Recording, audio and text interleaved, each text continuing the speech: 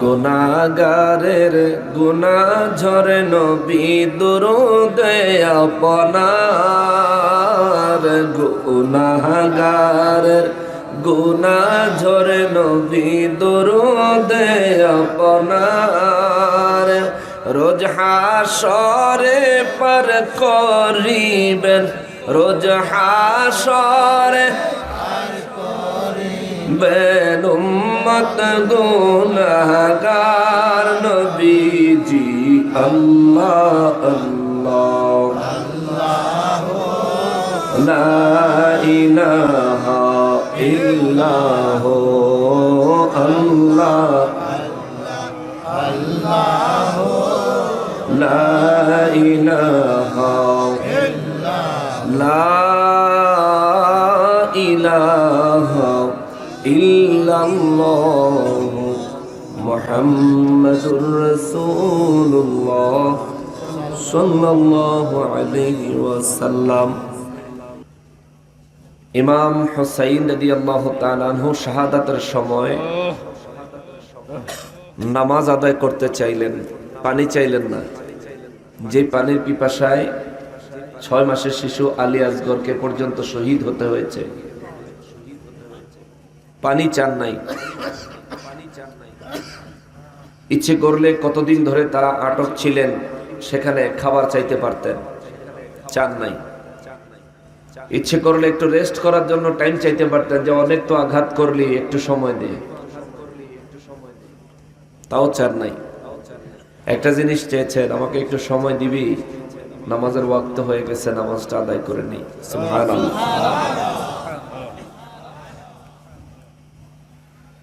আমরা তো এমন মানুষ, বাজারে গেল নামাজের কথা বলে যাই।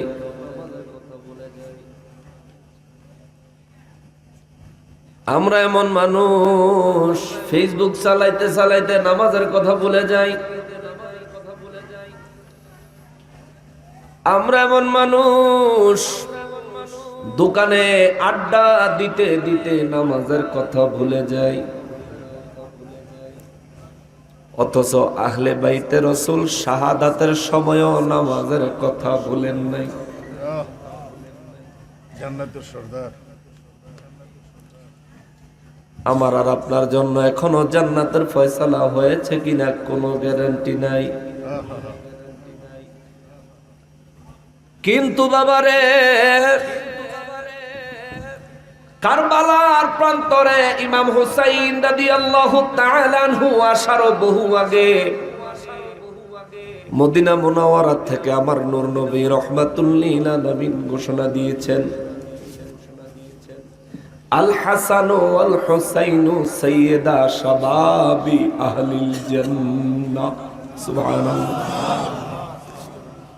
নবীর পবিত্র জবান মোবারকে বলেছেন, আমার হাসান আমার হুসাইন শুধু জান্নাতে যাবে তা না, নবী বলেন জান্নাতে যত মানুষ যাবে প্রত্যেকটা যুবকের নেতা, প্রত্যেকটা যুবকের সরদার হবে আমার হাসান এবং হুসাইন। জোরে বলেন সুবহানাল্লাহ। কারবালার প্রান্তরে ইমাম হুসাইন রাদিয়াল্লাহু তাআলা আনহু যখন শাহাদাত বরণ করার মুহূর্ত চলে এসেছে, তার বহু আগেই তার জন্য জান্নাতের যুবকদের সরদারির বাজেটের ঘোষণা তার অন্তরে দয়াল নবীর জবান মোবারক থেকে চলে এসেছে। কিন্তু সে সময় তিনি চিন্তা করেন নাই, আমার তো নবী রাহমাতুল লিল আলামিন জান্নাতের যুবকদের সরদার বলে ঘোষণা দিছেন, অতএব আমি এখন শাহাদাতের সময়, এখন আমি যদি নামাজ নাও পড়ি তাও তো আল্লাহর কাছে বলতে পারবো ওই সময় আমার শাহাদাতের সময়। কিন্তু তিনি তা চিন্তা করলেন না, তিনি নামাজ আদায় করতে চাইলেন। দু জাহানের বাদশা রাহমাতুল লিল আলামিন, যিনি হজের সময় 2 ওয়াক্ত নামাজ একসাথে পড়লেন, আল্লাহ কবুল করলেন। সুবহানাল্লাহ। হজের সময় 2 ওয়াক্ত নামাজ আরাফার ময়দান থেকে মুজদালিফায় গিয়া আমার নবী রাহমাতুল লিল আলামিন মাগরিব আর এশার নামাজ একসাথে পড়লেন। আল্লাহ কবুল করলেন, আল্লাহ মানা করেন নাই। আল্লাহ পাক একবারও বলেন নাই নবী গো মাগরিবের নামাজের ওয়াক্ত তো এখন না, ওয়াক্ত তো পার হয়ে গেছে। আমার ওই দয়াল নবী রাহমাতুল লিল আলামিন যখন নামাজ পড়েছেন আল্লাহ তখনই কবুল করেছেন। কিন্তু আমার ওই নবী যখন ইন্তেকালের মুহূর্ত কাছে আসছে, আমার নবী যখন চরম অসুস্থ, নবী আমার নিজে নিজে হাঁটতেও পারেন না, দুইজন সাহাবীর কাঁধে ভর করে করে আমার নবী মসজিদে নববী শরীফের মধ্যে গিয়েছেন। আবু বকর সিদ্দিক রাদিয়াল্লাহু তাআলা আনহু নামাজের ইমামতিতে। নবী এসেছেন, কোনো সাউন্ড নাই, কোনো শব্দ নাই, নবী আগমন করেছেন। আবু বকর সিদ্দিক রাদিয়াল্লাহু তাআলা আনহু কেমনে যেন বুঝতে পেরেছেন, কিবলার দিক থুইয়া নামাজের নিয়ত বাঁধা অবস্থায় আমার নবীর দিকে ঘুইরা দাঁড়ায় রয়েছে।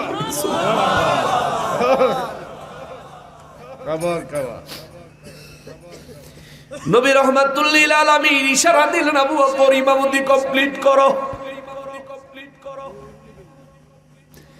যে নবী মাগরিব এশার নামাজ একত্রিত করলে আল্লাহ নারাজ হয় না, যে নবী নামাজের ভিতরে কিবলা পরিবর্তন করলে আল্লাহ নারাজ হয় না, ওই নবী রাহমাতুল লিল আলামিন আল্লাহর বন্ধু অসুস্থ, ইচ্ছা করলে নামাজ ছাড়া ঘুমায়া থাকতে পারতেন, ইচ্ছা করলে নামাজ ছাড়া নবীজি হুজরা মোবারকে আরাম করতে পারতেন। কিন্তু আমার নবী আরাম করেন নাই, নবী নামাজে গেছেন। আরো একদিন নবী যাওয়ার জন্য অন্তরে বড় আক্ষেপ, শরীরে কুলায় না, দেহ মোবারকে কুলায় না। আমার নবী হুজরা মোবারকে জানলা মোবারক খুইলা তাকায় রয়েছে, দুই চক্ষু মোবারকের পানি মনে হয় কলসের থেকে পানি বেরোচ্ছে। এমন ভাবে আমার নবী রাহমাতুল লিল আলামিন দুই চক্ষু মোবারকের পানি মোবারক ছেড়ে দিয়েছেন। আম্মা জান আয়েশা সিদ্দিকা রাদিয়াল্লাহু তাআলা আনহা বলেন, নবী গো যদি নামাজে যাইতে মনে চায়, ইয়া রাসূলুল্লাহ আপনার দেহে যদি সাপোর্ট না দেয়, আপনার শরীরে যদি শক্তি কম থাকে, হুজুর আপনি আমার সাথে চলেন, আমার কাঁধে ভর করেন, আমি আপনাকে মসজিদে নিয়ে যাই। তবু হুজুর এই অসুস্থ শরীরে এইভাবে কাঁদবেন না, কাঁদলে তো সুস্থ মানুষও দুর্বল হয়ে যায়। আমার নবী রাহমাতুল লিল আলামিন কয়, আয়েশা রে, আমার উম্মত কেউ ইমামতি করবে, কেউ উম্মতের ইক্তেদা করবে, নামাজের সফে দাঁড়াবে, নামাজের সময় হলে নামাজ আরম্ভ হয়ে যাবে, গোটা বিশ্বে রব্বুল ইজ্জতের আল্লাহু আকবার ধ্বনিতে মুখরিত হয়ে যাবে।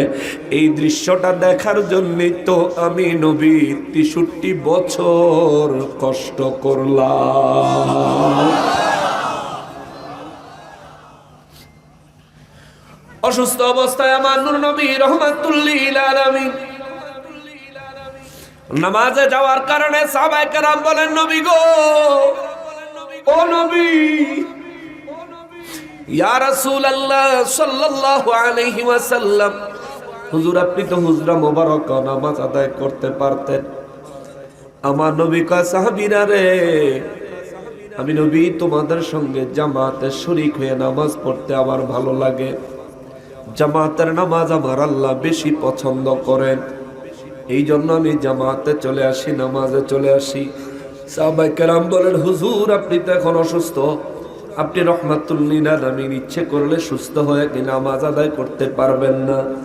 আমার নবী বলেন, সাহাবীরা রে, পারবো না এমন কোনো বিষয় না, তবে আমি নামাজ ছাড়বো না রে সাহাবীরা, যতক্ষণ পর্যন্ত আজরাইল আমার সামনে এসে না যাবে ততক্ষণ পর্যন্ত আমি নবী নামাজ ছেড়ে দিব না। সাহাবায়ে কেরাম বলেন, হুজুর নামাজের ব্যাপারে এত গুরুত্ব আপনি কেন দিচ্ছেন? আমার নবী বলেন, কারণ হলো আউয়ালু মা ইউহাসাবু বিহিল আবদু ইয়াউমাল কিয়ামাতিস সালাহ। যেদিন হাসরের ময়দান কায়েম হয়ে যাবে, মানুষগুলারে যেদিন তার নিজ নিজ কবর থেকে বের করা হবে, রৌদ্রের তাপে মাটির জমিন তামায় রূপান্তর হয়ে সূর্যের তাপের কারণে উত্তপ্ত গরম হয়ে যাবে। এই গরম তাপের মধ্য দিয়ে কেউ হাসরের ময়দানে যাবে, কেউ আবার কারো পায়ের টাকনু পর্যন্ত ঘামের মধ্য দিয়ে হাসরের ময়দানে যাবে, কেউ হাঁটু পর্যন্ত ঘামের মধ্য দিয়ে হাসরের ময়দানে যাবে, কেউ কোমর পর্যন্ত, কেউ বুক পর্যন্ত, কেউ হাবুডুবু খাইতে খাইতে হাসরের ময়দানে যাবে। সাহাবীরা রে, ওই হাসরের ময়দানে যাওয়া মাত্র আমার রব্বুল ইজ্জত যখন হিসাব আরম্ভ করবেন, হিসাবের শুরুতেই আমার আল্লাহ আউয়ালু মা ইউহাসাবু বিহিল আবদু ইয়াউমাল কিয়ামাতিস সালাহ, আল্লাহ তার প্রত্যেকটা বান্দার কাছ থেকে নামাজের হিসাব সবার আগে চাইবে। জোরে বলেন আল্লাহু আকবার। আরে দৌলতপুরের মানুষ, কুমিল্লার মানুষ, হে বাংলাদেশের মানুষ, আরে আখিরি নবী নূর নবী রহমাতুল লিল আলামিনের উম্মতেরা রে, হাসরের ময়দানে আমার রব্বুল ইজ্জত যেদিন সর্বপ্রথম নামাজের হিসাব চাইবেন, বিশ্বাস করেন ওই দিন সেখানে আপনি উপস্থিত থাকবেন। আপনার সন্তান সেদিন আপনার বাবা বলে পরিচয় দিত না, আপনি সেদিন আপনার সন্তানকে পিতা বলে পরিচয় দিবেন না, মা সন্তানকে পরিচয় দিবে না, সন্তান মাকে মা বলে পরিচয় দিতে চাইবে না। সমস্ত নবীরা নফসি নফসি নফসি ইয়া রাব্বি নফসি, ও আমার রব আমার কি হবে, আমার কি উপায় হবে। সমস্ত নবীরা যেদিন কান্না আরম্ভ করবেন, আতঙ্কিত হয়ে যাবেন, নিজের চিন্তায় ব্যস্ত হয়ে যাবেন, ওই দিন আমার নবী রহমাতুল লিল আলামিন বলেন, আমার রব্বুল ইজ্জত বান্দার কাছ থেকে প্রথমে নামাজের হিসাব চাইবে। আর আমার নবী বলেন, কারো যদি নামাজের হিসাবটা ক্লিয়ার ভাবে যদি আল্লাহর কাছে দিতে পারে, তার পরবর্তী আমলের হিসাবগুলো আমার আল্লাহ সহজ করে দিবে। সুবহানাল্লাহ। আর কেউ যদি নামাজের হিসাবে ধরা খায়া যায়, নবী বলেন ওই মানুষটা গ্রেফতার হয়ে যাবে। নবী বলেন কেউ যদি নামাজের হিসাবে ধরা খায়া যায়, ওই ব্যক্তির পরবর্তী হিসাবগুলো বড় কঠিন হয়ে যাবে। সাহাবীরা রে, আমার উম্মতের খবর দিও, হাসরের ময়দানে যেই ব্যক্তির কাছ থেকে আমার আল্লাহ পুঙ্খানুপুঙ্খ হিসাব ধরে টান দিবে, এই মানুষটারে জান্নাতে নেওয়ার আর কেউ থাকবে না। এই মানুষটা জান্নাতে যাওয়ার আর কোনো উপায় থাকবে না, আর কোনো পথ থাকবে না। এ মুসলমান, মুসলমানের এরে মুসলমান, গল্পের মতো শুনতেছেন, আলেমদের মুখে শুনেন, যার কণ্ঠ সুন্দর বেশি শুনলেন, যার কণ্ঠ ভালো নয় তার কথা কম শুনলেন। অথচ বাবারে, ওই হাসরের ময়দানে আপনাকে দাঁড়াতেই হবে, একজনও ফাঁকি দেওয়ার কোনো সুযোগ নাই। আমার নামাজের হিসাব আমার রব আমার কাছ থেকে নিবে, আমি ধরা খায়া যাব, ভয় করি আল্লাহ আমাকে ক্ষমা করেন। আপনার নামাজের হিসাব আপনার কাছ থেকে নিবে। একটাবার চিন্তা করেন আমার ভাই, আমার বাবারে, এটা চিরন্তন একটা সত্য, চরম একটা সত্য, এর উপর আমরা ঈমানদার, এর উপর আমরা ঈমানদার। আমরা বলি আমরা বড় ঈমানদার, কিন্তু হাসরের চিন্তা আমাদের অন্তরে একেবারে নাই বললেই চলে। যদি হাসরের চিন্তা থাকতো, শীত আমারে নামাজ থেকে আটকায়া রাখতে পারতো না। যদি হাসরের চিন্তা থাকতো ফেসবুক আমার এই নামাজ থেকে ফিরাইয়া রাখতে পারতো না। যদি হাসরের চিন্তা থাকতো চায়ের দোকানের আড্ডায় আমার নামাজের জামাত মিস করে দিতে পারতো না। যদি হাসরের চিন্তা থাকতো দুনিয়ার ভোগ বিলাস রং তামাশার জন্য মিথ্যা বলা, কারো উপর জুলুম করা, ক্ষমতা পাইলেই ক্ষমতার অপব্যবহার করার মতো কুচরিত্র প্রদর্শন আমার ভিতর থেকে হইতো না। কথা বলেন ঠিক কিনা? আরে বাবা, হাসরের কথা একটু অন্তরে আনেন, হাসরের কথা একটু অন্তরে আনেন। আজকে মরবেন, কবরে ঢুকবেন, কবর থেকে যখন বের হবেন নিশ্চয়ই তখনই আপনাকে হাসরের ময়দানে হাজির হতে হবে। ওই হাসরের ময়দানে হাজির হলে সর্বপ্রথম নামাজের হিসাব দিতে হবে। তারপরে আপনার যৌবনকাল কেমনে কাটাইছেন হিসাব দেওয়া লাগবো। কোন পথে রোজগার করছেন হিসাব দেওয়া লাগবো। কোন পথে খরচ করছেন হিসাব দেওয়া লাগবো। বিবি যদি বলে আজকের দিনে কত টাকা খরচ করলা তুমি, মেজাজ খারাপ হয়ে যায়। আমি কামাই করি, আমি খরচ করি, তোর বাবার কি, তুই জিজ্ঞেস করার কে? অথচ আল্লাহ রব্বুল ইজ্জত বলবেন, বান্দা কেমনে কামাই করছো আমারে হিসাব দাও। ও বান্দা কেমনে খরচ করছো আমারে হিসাব দাও। আরে বান্দা কয় বেলা রিজিক তুমি গ্রহণ করেছো হিসাব দাও। আর কয় ওয়াক্ত নামাজ তুমি পড়েছো হিসাব দাও। আল্লাহ যদি আমারে ফজরের নামাজের হিসাব জিজ্ঞেস করে, আলেম ওলামা যেমন তেমন, আপনার উপায় হবে কি? নামাজ তো শুরু হয় দিনে ফজরের নামাজ দিয়া। দিনের নামাজের হিসাব আমার আল্লাহ যখন টান দিবে, সর্বপ্রথম ফজরের নামাজের হিসাব টান দিবে। ফজরের হিসাবে আপনার খাতায় কি আছে? রব্বুল ইজ্জাত এই জন্য সূরা হাসরের 18 নম্বর আয়াতে কারিমে আমার আল্লাহ বলেন, বিসমিল্লাহির রহমানির রহিম, ইয়া আইয়ুহাল্লাযীনা আমানু তাকুল্লাহা ওয়াল তানজুর নাফসুম মা কদ্দামাত লিগাদ ওয়াত্তাকুল্লাহ ইন্নাল্লাহা খাবীরুম বিমা তা'মালুন। রব্বুল আলামিন বলেন, ইয়া আইয়ুহাল্লাযীনা আমানুত্তাকুল্লাহ, এই বান্দা যদি তোর ভিতরে ঈমান থাকে আমি আল্লাহকে ভয় কর। যদি তোর ভিতরে ঈমান থাকে আমি রবকে ভয় কর। ওয়াল তানজুর নাফসুম মা কদ্দামাত লিগাদ, আর একটা জিনিস চিন্তা করো, আগামী দিন ওই হাসরের ময়দানে হিসাব দেওয়ার জন্য তুমি কি জোগাড় করেছো? কে কয়? জোরে কর না, কে কয়? আরো জোরে বলেন না, কে বলে? সূরা হাসরে আমার আল্লাহ কয় তোমার চিন্তা করা উচিত। ওয়াল তানজুর নাফসুম মা কদ্দামাত লিগাদ। হাসরে যদি কোন আল্লাহ গো, আজ আপনি যেইভাবে ধরছেন এইভাবে ধরবেন, দুনিয়ায় কেউ বুঝায় নাই। আল্লাহ কইব বুঝানোর জন্য নবী দিছি, বুঝানোর জন্য রাসূল দিছি, বুঝানোর জন্য মাযহাবের ইমাম দিছি, বুঝানোর জন্য মুহাদ্দিস দিছি, মুফাসসির দিছি, আমার ওলি আল্লাহ দিছি, বুঝানোর জন্য কোরআন দিছি, হাদিস দিছি, ইজমা দিছি, কিয়াস দিছি। যেই জামানায় তোরা দুনিয়ায় আইছো 1450 বছর আগে আমি কোরআন পাঠাইছি, 1450 বছর আগে আমি রাসূল পাঠাইছি। কোরআন আর রাসূল নিয়ে 1450 বছর ধরে গবেষণা হয়েছে।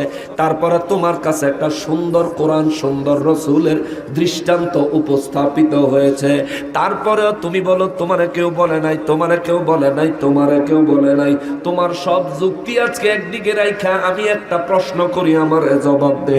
আমি যে সূরা হাসরে বলছি ওয়াল তানজুর নাফসুম মা কদ্দামাত লিগাদ, প্রত্যেকটা আত্মাকে চিন্তা করা উচিত। প্রতিটা ব্যক্তির চিন্তা করা উচিত হাসরের ময়দানের জন্য সে কি জোগাড় করেছে।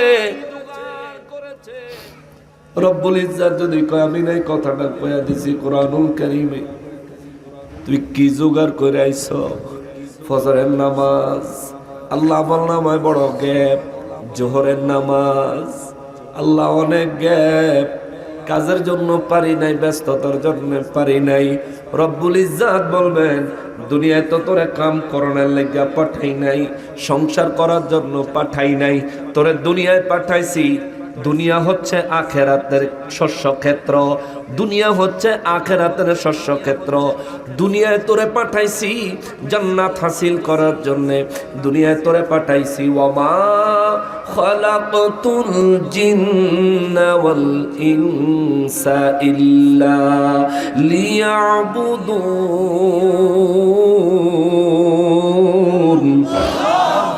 রব্বুল ইজ্জাত বলবেন আমি তোরে বানাইছি আমার ইবাদতের জন্য, তোরে আমি বানাইছি আমার ইবাদতের জন্য, অথচ তুই আমারে এক্সকিউজ দাও, তুমি আমারে উসিলা দাও। কাজে আছিলাম, ব্যস্ত আছিলাম, সংসার আছিল, চিন্তা আছিল, অভাব ছিল, অনটনা ছিল। আমি তোরে নামাজ পড়তে কইছি, নামাজ পড়তে পয়সার বিধান দেই নাই। রোজা রাখতে কইছি, রোজা রাখতে পয়সা লাগবো এমন কোন বিধান আমি আল্লাহ দেই নাই, দেই নাই, দেই নাই। সামর্থ্যবানের লাগা আমি হজ ফরজ করছি, তোর লাগা না, গরিবের লাগা না। সামর্থ্যবানের জন্য হজ ফরজ করছি, নিসাব পরিমাণ সম্পদের মালিকের লাগা যাকাত দিছি। তোর যদি নিসাব পরিমাণ সম্পদ না থাকে, তোর জন্য আমি যাকাত দেই নাই।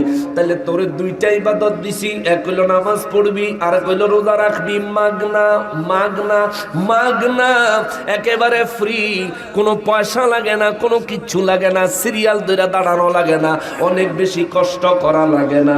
দুইটা মাত্র কাজ, দিনে 5 ওয়াক্ত নামাজ পড়বি, বছরে 1 মাস শুধু দুপুরের খানাটা বন্ধ করবি। এই তো দিছিলাম তোরে কাম, এই কামের মধ্যে তুই কি করছস? আল্লাহ রোজা 30টার মধ্যে অনেকগুলো ভাঙছি, নামাজ দিনে 5 ওয়াক্তের মধ্যে অনেকগুলোই পড়ি নাই। বলেন বাবারে আপনার সেদিন কি উপায় হবে? একটু চিন্তা করে দেখেন কি উপায় হবে সেদিন আপনার। সেই হাসরের ময়দানে আমিও থাকব, সে হাসরের ময়দানে আপনিও থাকবেন। আজ আপনি দুনিয়াদারি করছেন, আজ আপনি দুনিয়ার মোহে ব্যস্ত হয়ে বাড়িঘরে রাস্তাঘাটে বসে আছেন। যদি জান্নাতের বাগানে সবাই আসতেন কতই না সুন্দর হইতো। আল্লাহ এবং তার রাসূলের জন্য জীবনের কিছু সময় আখিরাতে নাজাত পাওয়ার উসিলা হিসেবে জমা রাখতে পারতেন। যারা আসছেন বড় সৌভাগ্যবান, যারা আসতেছেন তারাও বড় সৌভাগ্যবান। কিন্তু যারা আসতেন না বলে নিয়ত করছেন, আজকের দিনে আপনাদেরকে দুর্ভাগ্যবান বলা ছাড়া আর কোনো শব্দ আমি খুঁজে পাই না। কথা বলেন ঠিক কিনা? এটা একটা কলেজ মাঠ, আগামীকাল এখানে যুবকরা অনেক খেলাধুলা করবে। কাল যারা এখানে আসবে তারা খেলোয়াড়, আজ যারা এখানে এসেছে তারা জান্নাতের মেহমান। আল্লাহ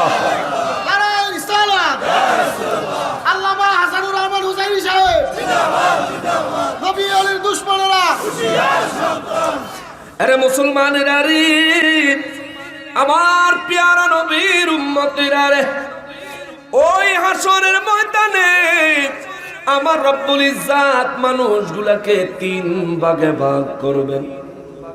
কয় ভাগ? 3 ভাগে। কয় ভাগ? 3 ভাগ। দুনিয়াতে ভাগের কোনো অভাব নেই। কেউ কয় আমি হেফাজতি, কেউ কয় আমি জামাতি, কেউ কয় আমি লামাজহাবি, কেউ আবার কয় আমি হইলাম নাস্তিক, আরো কত রং বিরঙ্গের কথা বলে। আমরা দাবি করি আমরা আহলে সুন্নাত ওয়াল জামাত। সংক্ষেপে বলি আমরা হইলাম সুন্নি। দুনিয়ায় দলের কোনো অভাব নাই। নবী বলছেন মুসলমানের মধ্যে দল ৭৩টা, জাহান্নামে যাবে ৭২টা, জান্নাতি হবে একটা। নাম হলো ওয়াহিয়া সুন্নাত ওয়াল জামাত, তার নাম হলো আহলে সুন্নাত ওয়াল জামাত। ওই দলের চলাফেরা, ওই দলের পথ মত কেমন হবে? নবী বলেন মা আনা আলাইহি ওয়া আসহাবি, যেই পথ মতের মধ্যে আমি আছি, আমার সাহাবীরা আছে, এই পথ মত হবে জান্নাতের পথ, হেদায়েতের পথ, হেদায়েতের পথ, হেদায়েতের পথ। এ মুসলমান, মুসলমান রে, আমরা তো মাত্র কয়েকটা দলের নাম জানি। মাত্র কয়েকটা দলের নাম জানি। মুসলমানের মধ্যে 73 দল নবী বলেছেন। গাউসে পাক আব্দুল কাদের জিলানী, আল জিলানী, শায়েখ মহিউদ্দিন আব্দুল কাদের জিলানী রাদিয়াল্লাহু তাআলা আনহু, তিনি তার বুনিয়াতুত তালিবিন কিতাবের মধ্যে তিনি ওই 73 ফেরকা, প্রত্যেকটা ফেরকার কথা উল্লেখ করেছেন। 73 দলের মুসলমান আগে আইসা গেছে। 73 দলের মধ্যে হেদায়েত প্রাপ্ত মাত্র একটা দল, তার নাম হলো আহলে সুন্নাত ওয়াল জামাত। কথাটা বললাম এই কারণে দুনিয়ায় হিন্দু আছে, বৌদ্ধ আছে, খ্রিস্টান আছে, ইহুদি আছে, নাসারা আছে। দুনিয়ায় নাকি 11,000-এরও বেশি ধর্ম আছে। একটা গবেষণায় জানা গেছে 11,000-এরও বেশি ধর্ম আছে। তার মধ্যে ইসলাম হলো সর্বশ্রেষ্ঠ। ইসলাম ধর্মের অনুসারী হইল সবচাইতে বেশি। জোরে বলেন আলহামদুলিল্লাহ। সবচাইতে বেশি হলো ইসলাম ধর্মের অনুসারী। আবার দুনিয়ায় যত ধর্ম আছে সব ধর্মের চাইতে সবচেয়ে বেশি ভাগ হইল ইসলাম ধর্মের মুসলমানদের মধ্যে। হাসরের ময়দানে আমার আল্লাহ 73 দলের হিসাব করবেন না, 11,000 ধর্মের হিসাব আমার আল্লাহ করবেন না। আমার আল্লাহ সমস্ত মানুষ এবং জিন জাতির 3 ভাগে ভাগ করবেন। ওয়া কুনতুম আজওয়াজান সালাসা। আল্লাহ কয় সেদিন আমি মানুষকে 3 দলে বিভক্ত করব। এই 3 দলের মধ্যে এক দল আমার রব্বুল ইজ্জাত আরশ আজিমের ডান পাশে জায়গা দিবেন, দ্বিতীয় দল আরশ আজিমের বাম পাশে জায়গা দিবেন, 3 নম্বর দল খোদ রব্বুল আলামিনের সামনে জায়গা দিবেন। আল্লাহু আকবার, আল্লাহু আকবার, ইয়া রাসূলুল্লাহ জিন্দাবাদ জিন্দাবাদ জিন্দাবাদ। 3 দল হবে, 3 দল। এক দল আরশ আজিমের ডান পাশে, এক দল আরশ আজিমের বাম পাশে, আর এক দল খুদ রব্বুল আলামিনের সামনে। সূরা ওয়াকিয়ার 27 নম্বর আয়াত থেকে আমি তেলাওয়াত করেছি। আজ যদি আপনার মনে আশা জাগে সেদিন আরশ আজিমের ডান পাশে থাকতে, তাইলে নামাজ কালাম ইবাদত বন্দেগী ঠিক মতো করিয়েন। যদি বাম পাশে থাকতে আশা করেন, ইচ্ছা করেন, মনে যদি চায়, কিচ্ছু করা লাগতো না, শুধু বদমাইশি করে বেড়ায়েন। আর খোদ রব্বুল আলামিনের সামনে যদি জায়গা পেতে চান, তাইলে ফর্মুলাটা বলে দিব ইনশাআল্লাহ। 3টা জায়গার বর্ণনা সাহাবায়ে কেরাম জিজ্ঞেস করলেন, নবী গো আরশ আজিমের বাম পাশে থাকবে কারা? আমার নবী বলেন কাফির এবং মুনাফিকেরা। নাউজুবিল্লাহ, কাফের এবং মুনাফিকেরা বাম পাশে থাকবে। ইয়া রাসূলুল্লাহ ডান পাশে কারা থাকবে? আমার নবী বলেন ডান পাশে থাকবে তারা আল্লাহ পাক যাদেরকে ডান হাতে আমলনামা দিবেন। জোরে বলেন, আরো জোরে বলেন। আল্লাহ যাদেরকে ডান হাতে আমলনামা দিবেন, ওনাদের সম্পর্কে, ওই ধরনের মানুষদের সম্পর্কে মহান রব্বুল আলামিন বলেন বিসমিল্লাহির রহমানির রহিম ওয়া আসহাবুল ইয়ামিনি মা আসহাবুল ইয়ামিন। রব্বুল আলামিন বলেন ওয়া আসহাবুল ইয়ামিন, ওই হাসরের ময়দানে আমি আল্লাহ যাদের ডান হাতে আমলনামা দিব তারা কতই না ভাগ্যবান। আল্লাহু আকবার। যারা আরশ আজিমের ডান পাশে থাকবে, তাদের ডান হাতে আমলনামা আমার আল্লাহ দিবেন, তারা বড় ভাগ্যবান। ঘোষণা দিলেন কে? মা আসহাবুল ইয়ামিন। আল্লাহ তারা বড় ভাগ্যবান। সাহাবায়ে কেরাম নবীজির কাছে জানতে চাইলেন, ইয়া রাসূলুল্লাহ তারা কেন ভাগ্যবান, কিভাবে তারা ভাগ্যবান? আমার নবী বলেন রব্বুল ইজ্জত বর্ণনা দিয়েছেন ফি সিদরিম মাখদুদ।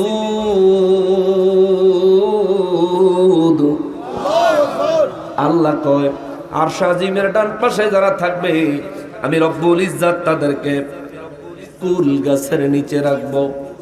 কুল গাছ বড়ই গাছের মতো একরকম গাছ। আপনারা কখনো বড়ই গাছ দেখছেননি? বড়ই গাছে কাটা আসেনি?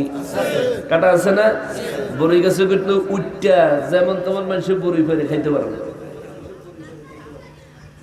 বড়ই গাছে কাটা আছে, কিন্তু আমার আল্লাহ কয় ফি সিদরিম মাখদুদ।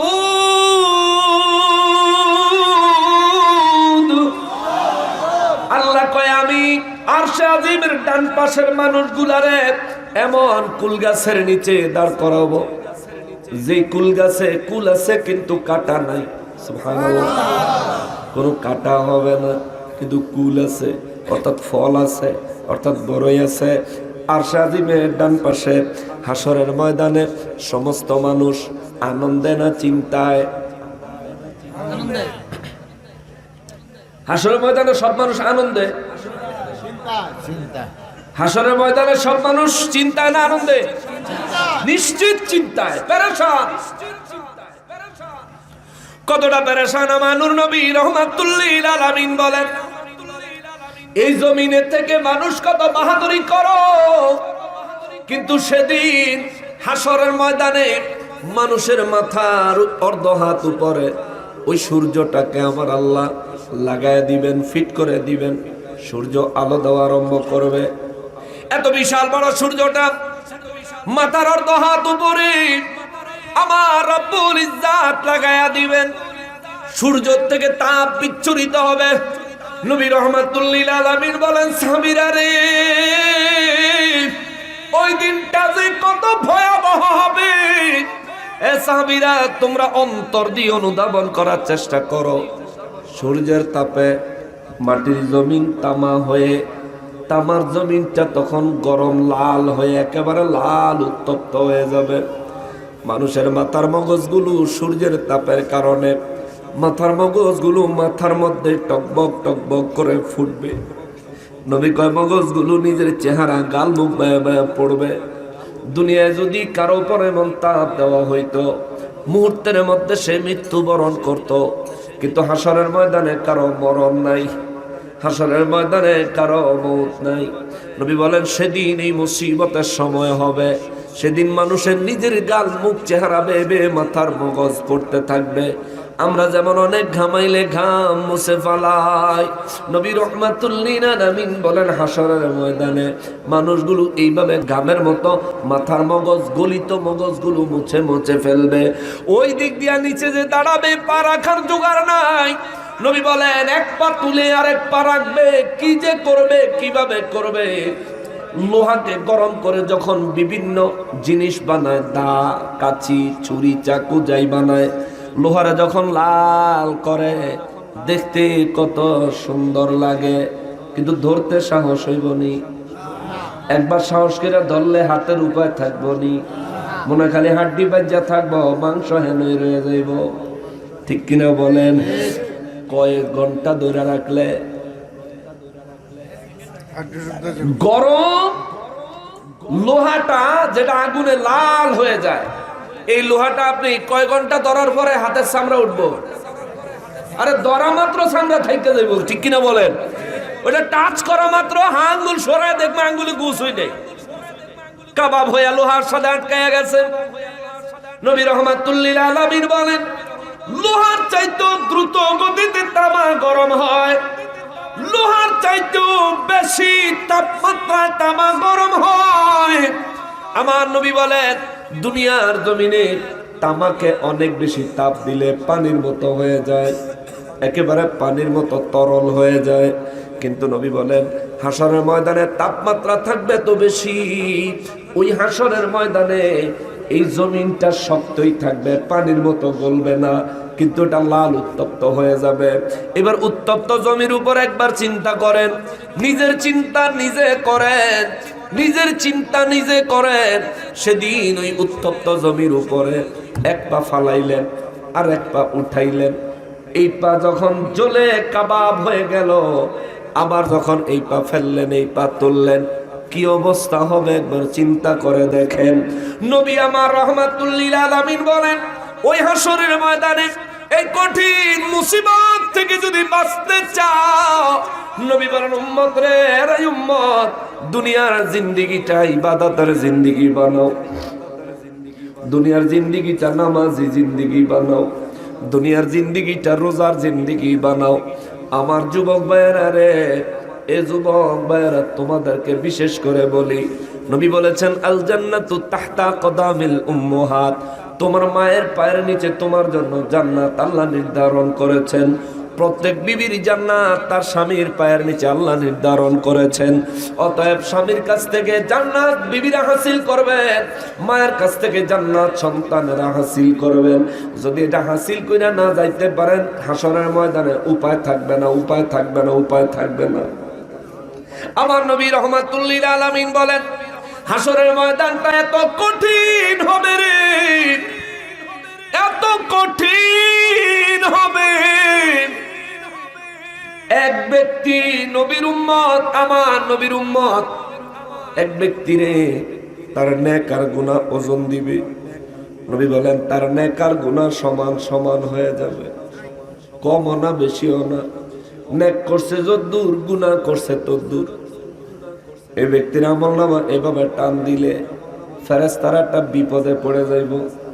ফেরেশতাদের প্রতি আল্লাহর নির্দেশ হলো, যার গুনাহ বেশি হবে জাহান্নামে, যার নেক বেশি হবে জান্নাতে। ফেরেশতারা এখন চিন্তায় পড়ে যাবে, হায় হায়, নেক আর গুনাহ সমান হইব এমন কথা তো আল্লাহ বলেন নাই। এই বান্দার ব্যাপারে কি ফয়সালা হবে? ফেরেশতারা রবের দরবারে আরজি জানাবেন, রব আমার, রব্বুল ইজ্জত কাহারি সূরা থেকে আমার আল্লাহ কথা বলবেন এই বান্দারে, বলবো বান্দারে তোর জীবনের নেক আর গুনাহ সমান হয়ে গেছে রে বান্দা, যা আমি আল্লাহ তোরে আজকে হাসরের ময়দানে একটা সুযোগ দিলাম, কারণ তুই আখিরি নবীর উম্মত। আজ আমি আল্লাহ তোরে একটা সুযোগ দিলাম আমার হাবিবুল্লাহর খাতিরে। আল্লাহ কি সুযোগ? আল্লাহ বলবে যা পুরা হাসরের ময়দান তোরে সীমানা দিলাম, পুরা হাসরের ময়দান ঘুরে ঘুরে দেখ,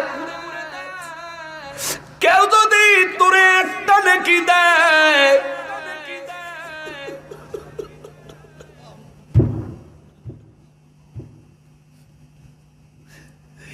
কেউ যদি তোরে একটা নেকি দেয়, একটা নেকি লই আইবি, তোর নেকের পাল্লায় তুলে দিব, পাল্লাটা সামান্য বাড়ি হইলেই তোরে আমি আল্লাহ জান্নাতে পাঠাইয়া দিব। এই মানুষটা পাগল হইয়া একটা নেকির জন্য পুরা হাসরের ময়দান এই পাশ থেকে ওই পাশ দৌড়াবে। বন্ধুর সাথে দেখা হবে, ভাইয়ের সাথে দেখা হবে, আত্মীয় স্বজন কতজনের সাথে দেখা হবে, কেউ একটা নেকি দিত না রে বাবা, একটা নেকি দিত না। নবী বলেন অবশেষে এই মানুষটা তার মায়ের সাথে দেখা হবে। 10 মাস ও 10 দিন মায়ে গর্বে দিছেন ঠাই, রক্ত মাংস খাইয়া মায়ের ভবে আইলাম ভাই, ভূমিষ্ঠ হইয়া যখন উঠিলাম কান্দিয়া, শান্ত করিলেন মায়ে বুকের দুধ দিয়া, মায়ের প্রসবের কালে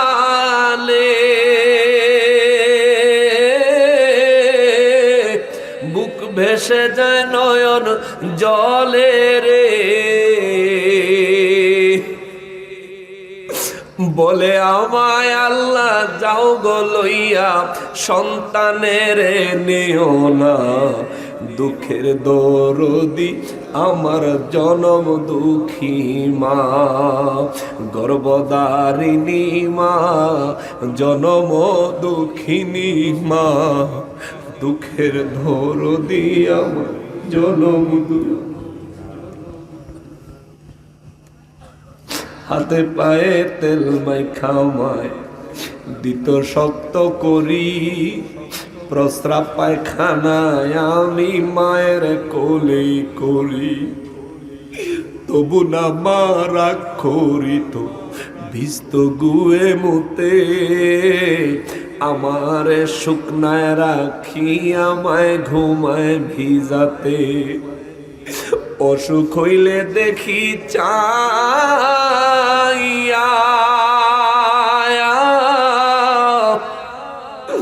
মায়ের রইছে বিছানায় বইয়া রে,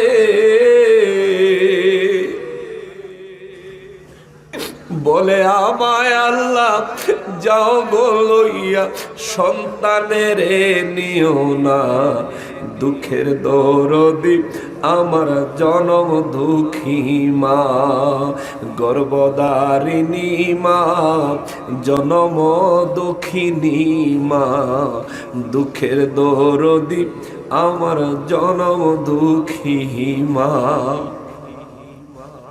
ওই আমার যুবক ভাইরা রে,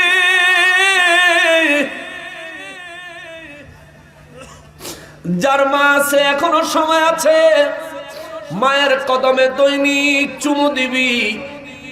যার মা বেঁচে আছে মায়ের কথাটা আদেশ হিসেবে হুকুম হিসেবে মাইনা নিও। ল্যাংড়ায়া তোর কানা খোড়া হইলে পরে ছেলে, ধুলা ঝাইরা তব মায়ে টান দিয়া নেয় কোলে। ওরে পুত্র যদি কুপুত্র হয় মায়ে নাহি ফেলে, হাজার দোষ রাখিয়া গোপন তব মায়ে পালে। আলেম গনে ভেবে বলে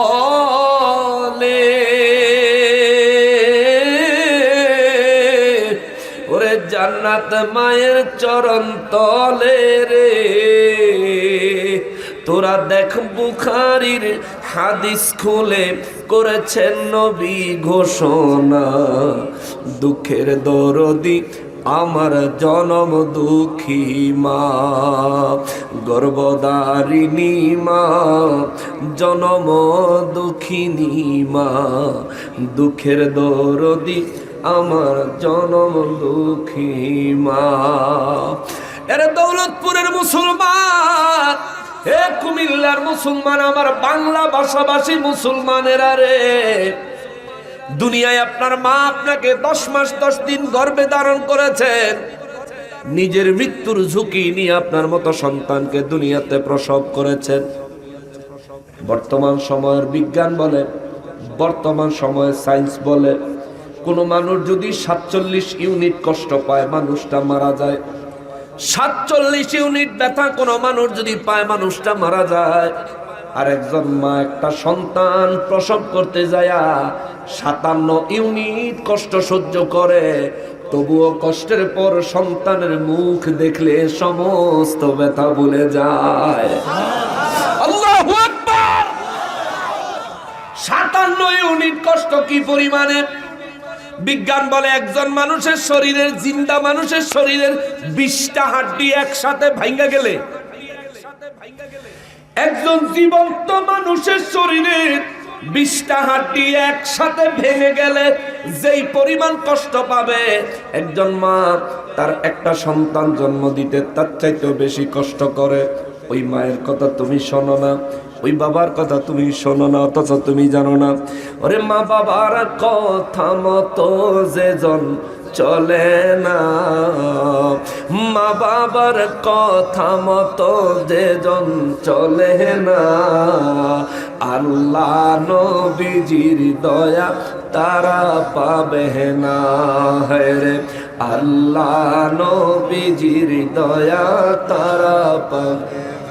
মা বাবা অতি আপন, মা বাবার কর যতন, মা বাবা অতি আপন, মা বাবার কর যতন।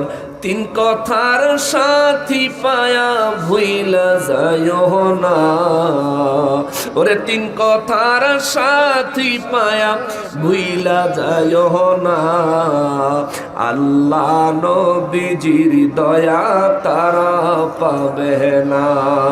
রে আল্লাহ নবীজির দয়া। এই গজলটা মরহুম মাগফুর মাওলানা তোফাজ্জল হোসেন বৈরবী সাহেব হুজুর লিখছিলেন, আল্লাহ তাআলা হুজুরের কবর জান্নাতুল ফেরদাউসের নিয়ামত দিয়ে পরিপূর্ণ করে দেন।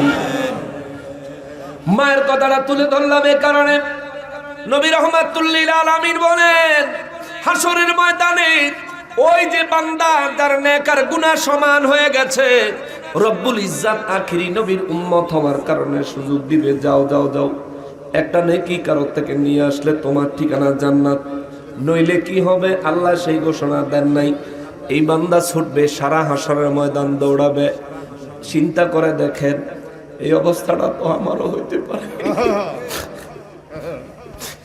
এই অবস্থাটা আমারও হইতে পারে, এই অবস্থাটা আপনারও হইতে পারে, এই অবস্থাটা হুজুরের হইতে পারে, এই অবস্থাটা আমার এই ভাইয়ের হইতে পারে। এরে বাবা রে,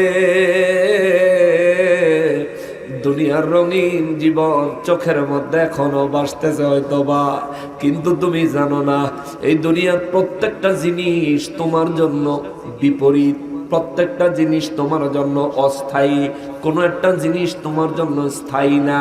দুনিয়ার কোনো জিনিস নিয়ে তুমি কবরে যাইতে পারবা না, দুনিয়ার কোনো জিনিস নিয়ে তুমি কবরে যাইতে পারবা না। বাড়ি থেকে যাবে, গাড়ি থেকে যাবে, সম্পদ থেকে যাবে, অর্থ থেকে যাবে, এমনকি যেই কাপড়টা পরে তুমি মরবা,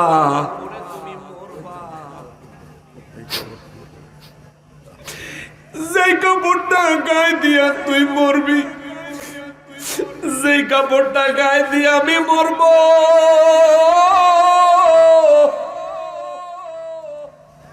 কত পছন্দ কইরা কিনছি, কত পছন্দ কইরা পড়ছি, পছন্দের চিন্তা কেউ করতো না রে, সব খুইলা রাইখা দিব, ফকির মিসকিনদের দান করে দিব, তবুও আমার পরা আমার পছন্দের পোশাকটা আমার নিয়ে কবরে যাইতে দিব না। অতএব দুনিয়ার রঙিন স্বপ্ন দেখে কোনো লাভ নাই, কোনো লাভ নাই, কোনো লাভ নাই, কোনো লাভ নাই। এই দুনিয়ার থেকে রঙিন স্বপ্ন ইতিপূর্বে গোটা জিন্দেগিতে যারা দেখেছে, কেউ দুনিয়ায় থাকতে পারে নাই, একে একে চলে গেছে।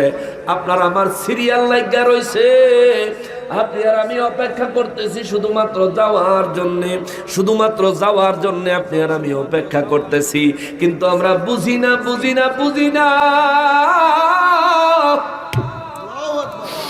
নবীর সাহাবী হযরতে জিন্নুরাইন ওসমান জিন্নুরাইন রাদিয়াল্লাহু তাআলা আনহু, নবীজির সাহাবী, জান্নাতের সার্টিফিকেট প্রাপ্ত, কবরস্থান দেখলে হাউমাউ করে কেঁদে দিতেন, কবরস্থান দেখলে হাউমাউ করে কেঁদে দিতেন। খোলাফায়ে রাশিদিন 4 জনের একজন, নবীজির 2 কন্যা বিয়ে করেছেন যিনি, নবীজারে জিন্নুরাইন খেতাব দিয়েছেন। হায় হায়, নবীজার সম্পদ দ্বীনের জন্য ব্যয় করেছে। মক্কা মুআজ্জামায়, মদিনা মুনাওয়ারায় নবীর কাছে কোনো অভাবী মানুষ আসলে, আমার নবী যদি দেখতেন নবীর কাছে কিছু নাই, নবীজি তারা পাঠায় দিতেন উসমান রাদিয়াল্লাহু তাআলা আনহুর কাছে। ওই উসমান রাদিয়াল্লাহু তাআলা আনহুরে আমার নবী আশারায়ে মুবাশশারা, জান্নাতের সুসংবাদ প্রাপ্ত 10 জনের মধ্যে একজন সাহাবী হিসেবে নাম ঘোষণা করেছেন। আবার খোলাফায়ে রাশিদিনের মধ্যে একজন, আবার নবীজির 2 কন্যার জামাই। এত মর্যাদা, এত মর্তবা থাকা সত্ত্বেও কবরস্থান দেখলে হাউমাউ করে কাঁদতেন। আমরা কবরস্থানের ওয়ালে বসে বসে বিড়ি টানি, ঠিক কিনা বলো? আমরা কবরস্থানের ওয়ালের আশেপাশে সিফা চাপা আছে, ওই জায়গায় গাঞ্জা টানি,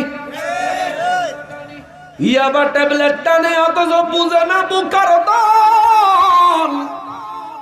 এই যে কবরস্থানে যারা শুয়ে আছে, এদের মধ্যে বহু মানুষ আছে তোমার চাইতে বড় শক্তিশালী ছিল, বহু মানুষ আছে তোমার চাইতে বড় ধনী ছিল, বহু মানুষ আছে তোমার চাইতে অনেক বেশি যশ খ্যাতি নাম ছিল, কিন্তু তুমি ওই কবরের পাশে বসে আখিরাতের চিন্তা না করে তুমি নেশার মধ্যে মগ্ন হয়ে আছো। যে নেশা করে তার কথা তো বাদ, ওর তো দুনিয়ার কোনো খেয়াল নাই, ওই ব্যক্তি তো নেশার মধ্যে ডুবে গেছে। আমরা যারা নেশা করি না আমাদের অবস্থাটা কি? আমরা যারা নেশা করি না আমাদের অবস্থাটা কি? সপ্তাহে একদিন কবরস্থানে যাননি, মাসে একদিন, বছরে ঈদের দিন অনেক সময় অনেকে যায়, আবার সারা বছরও যায় না, ঈদও যায় না, মৃত্যুবার্ষিকী উপলক্ষে খবর লয় না, মা বাবা মুরব্বীদের নামে দান সৎকাও করে না, যারা করে হে করে ফতুয়া দেয় জায়েজ নাই। ঠিক কিনা বলেন? ওসমান রাদিয়াল্লাহু কবরস্থানের কাছে যাইতেন, দেখতেন আর কাঁদতেন। আপনি কবরস্থানের কাছেও যান না, জিয়ারত করেন না, মা বাবার জন্য সদকায়ে জারিয়া দোয়ার ব্যবস্থাও করেন না, খরচও করেন না, দান সদকাও করেন না, বরঞ্চ যে করে তার ফতুয়া দেন জায়েজ নাই। ফকিন্নির ফুত, তুই মরলেও কুকুর বিড়ালের যেমন চিহ্ন থাকে না, তোরও তেমন কোনো চিহ্ন থাকতো না। তোর কবরের উপরে কুকুরে প্রস্রাব করব, তোর কবরের উপর বিলাইয়ে পায়খানা করব, কিন্তু কোন মুমিন মুসলমান তোর কবর জিয়ারতে দাঁড়াইতো না। ঠিক কিনা বলে?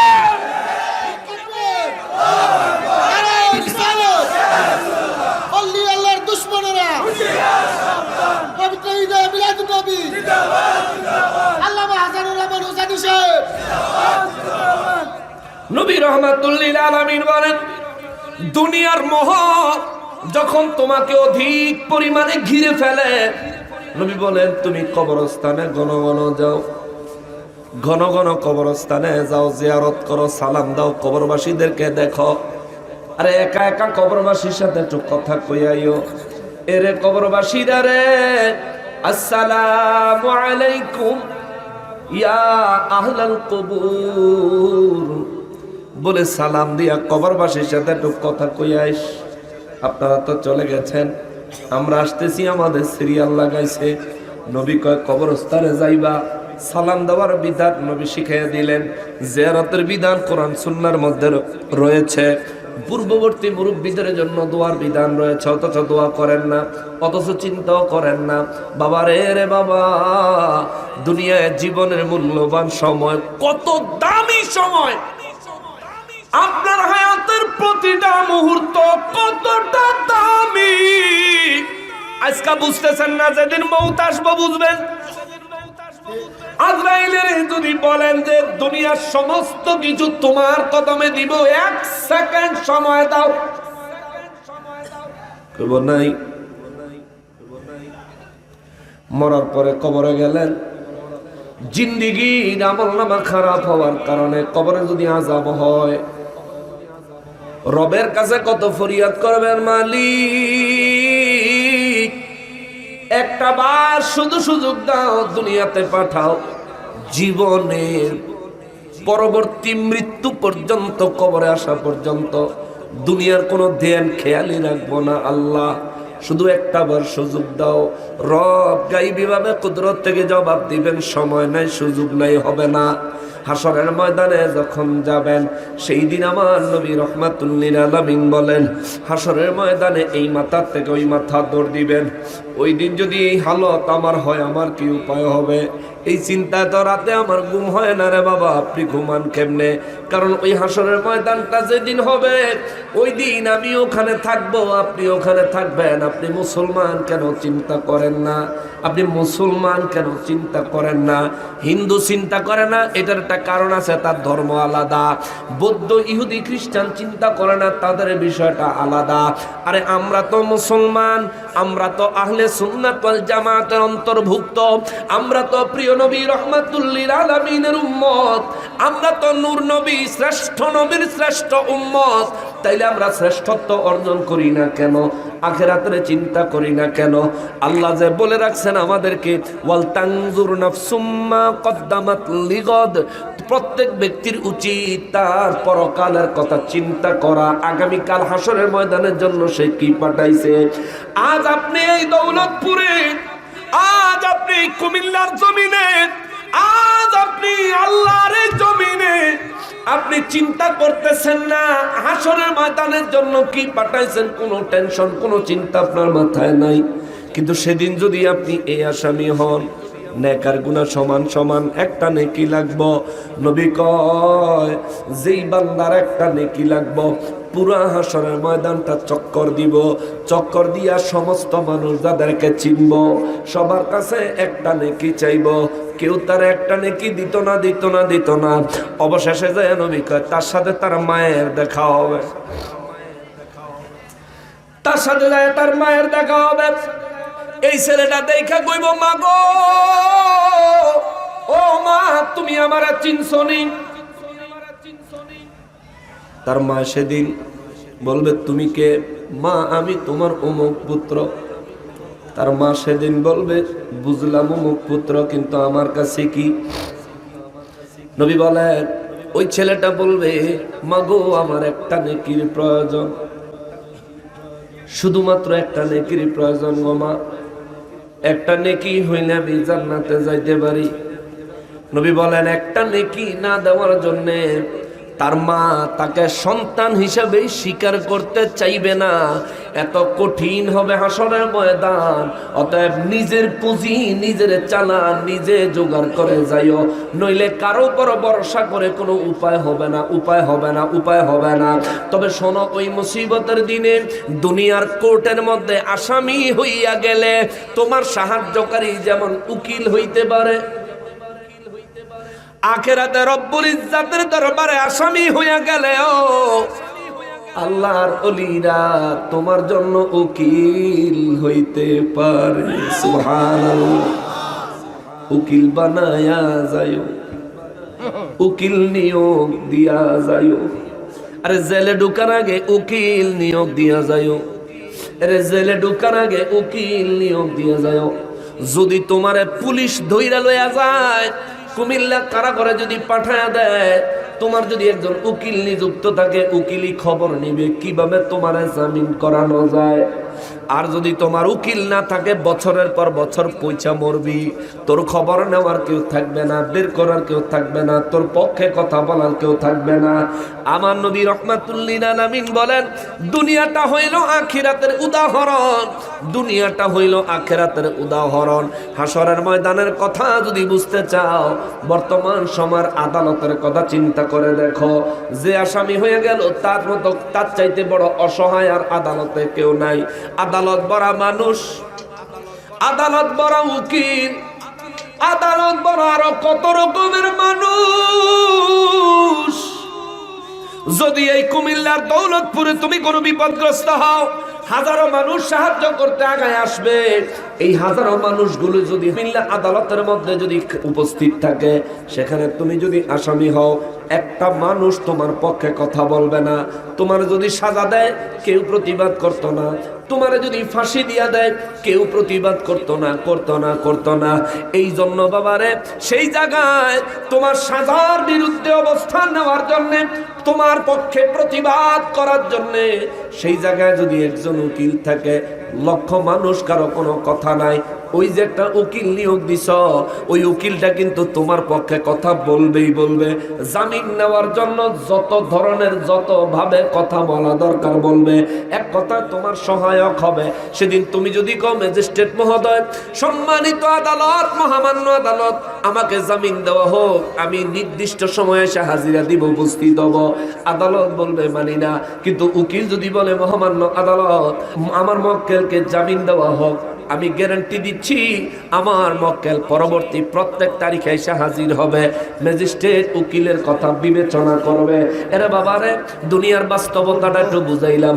দুনিয়ার আদালতে ম্যাজিস্ট্রেট উকিলের কথা বিবেচনা করে, হাসরের ময়দানে খুদ রব্বুল আলামিন ওলি আল্লাহদের কথা বিবেচনা করবেন। চিৎকার দিয়া বলেন আল্লাহু আকবার।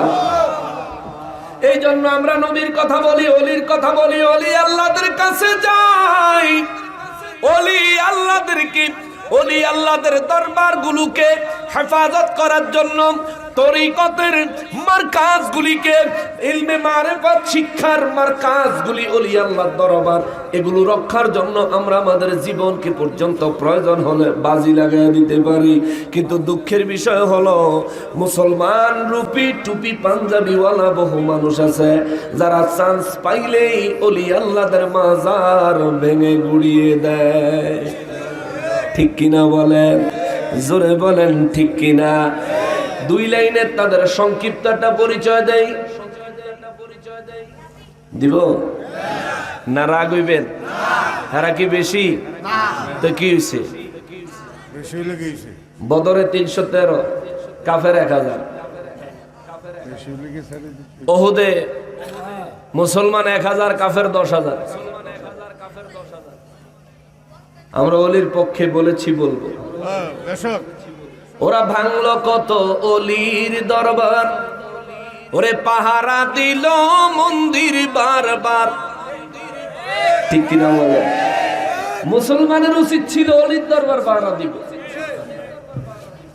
ওরা ভাঙলো কত অলির দরবার, পাহারা দিল মন্দির বারবার। ওরা নবীর তাজিম হারাম মানে, আবার মূর্তির তাজিম ভালোই জানে। না আমি মিশা কথা কইছি না?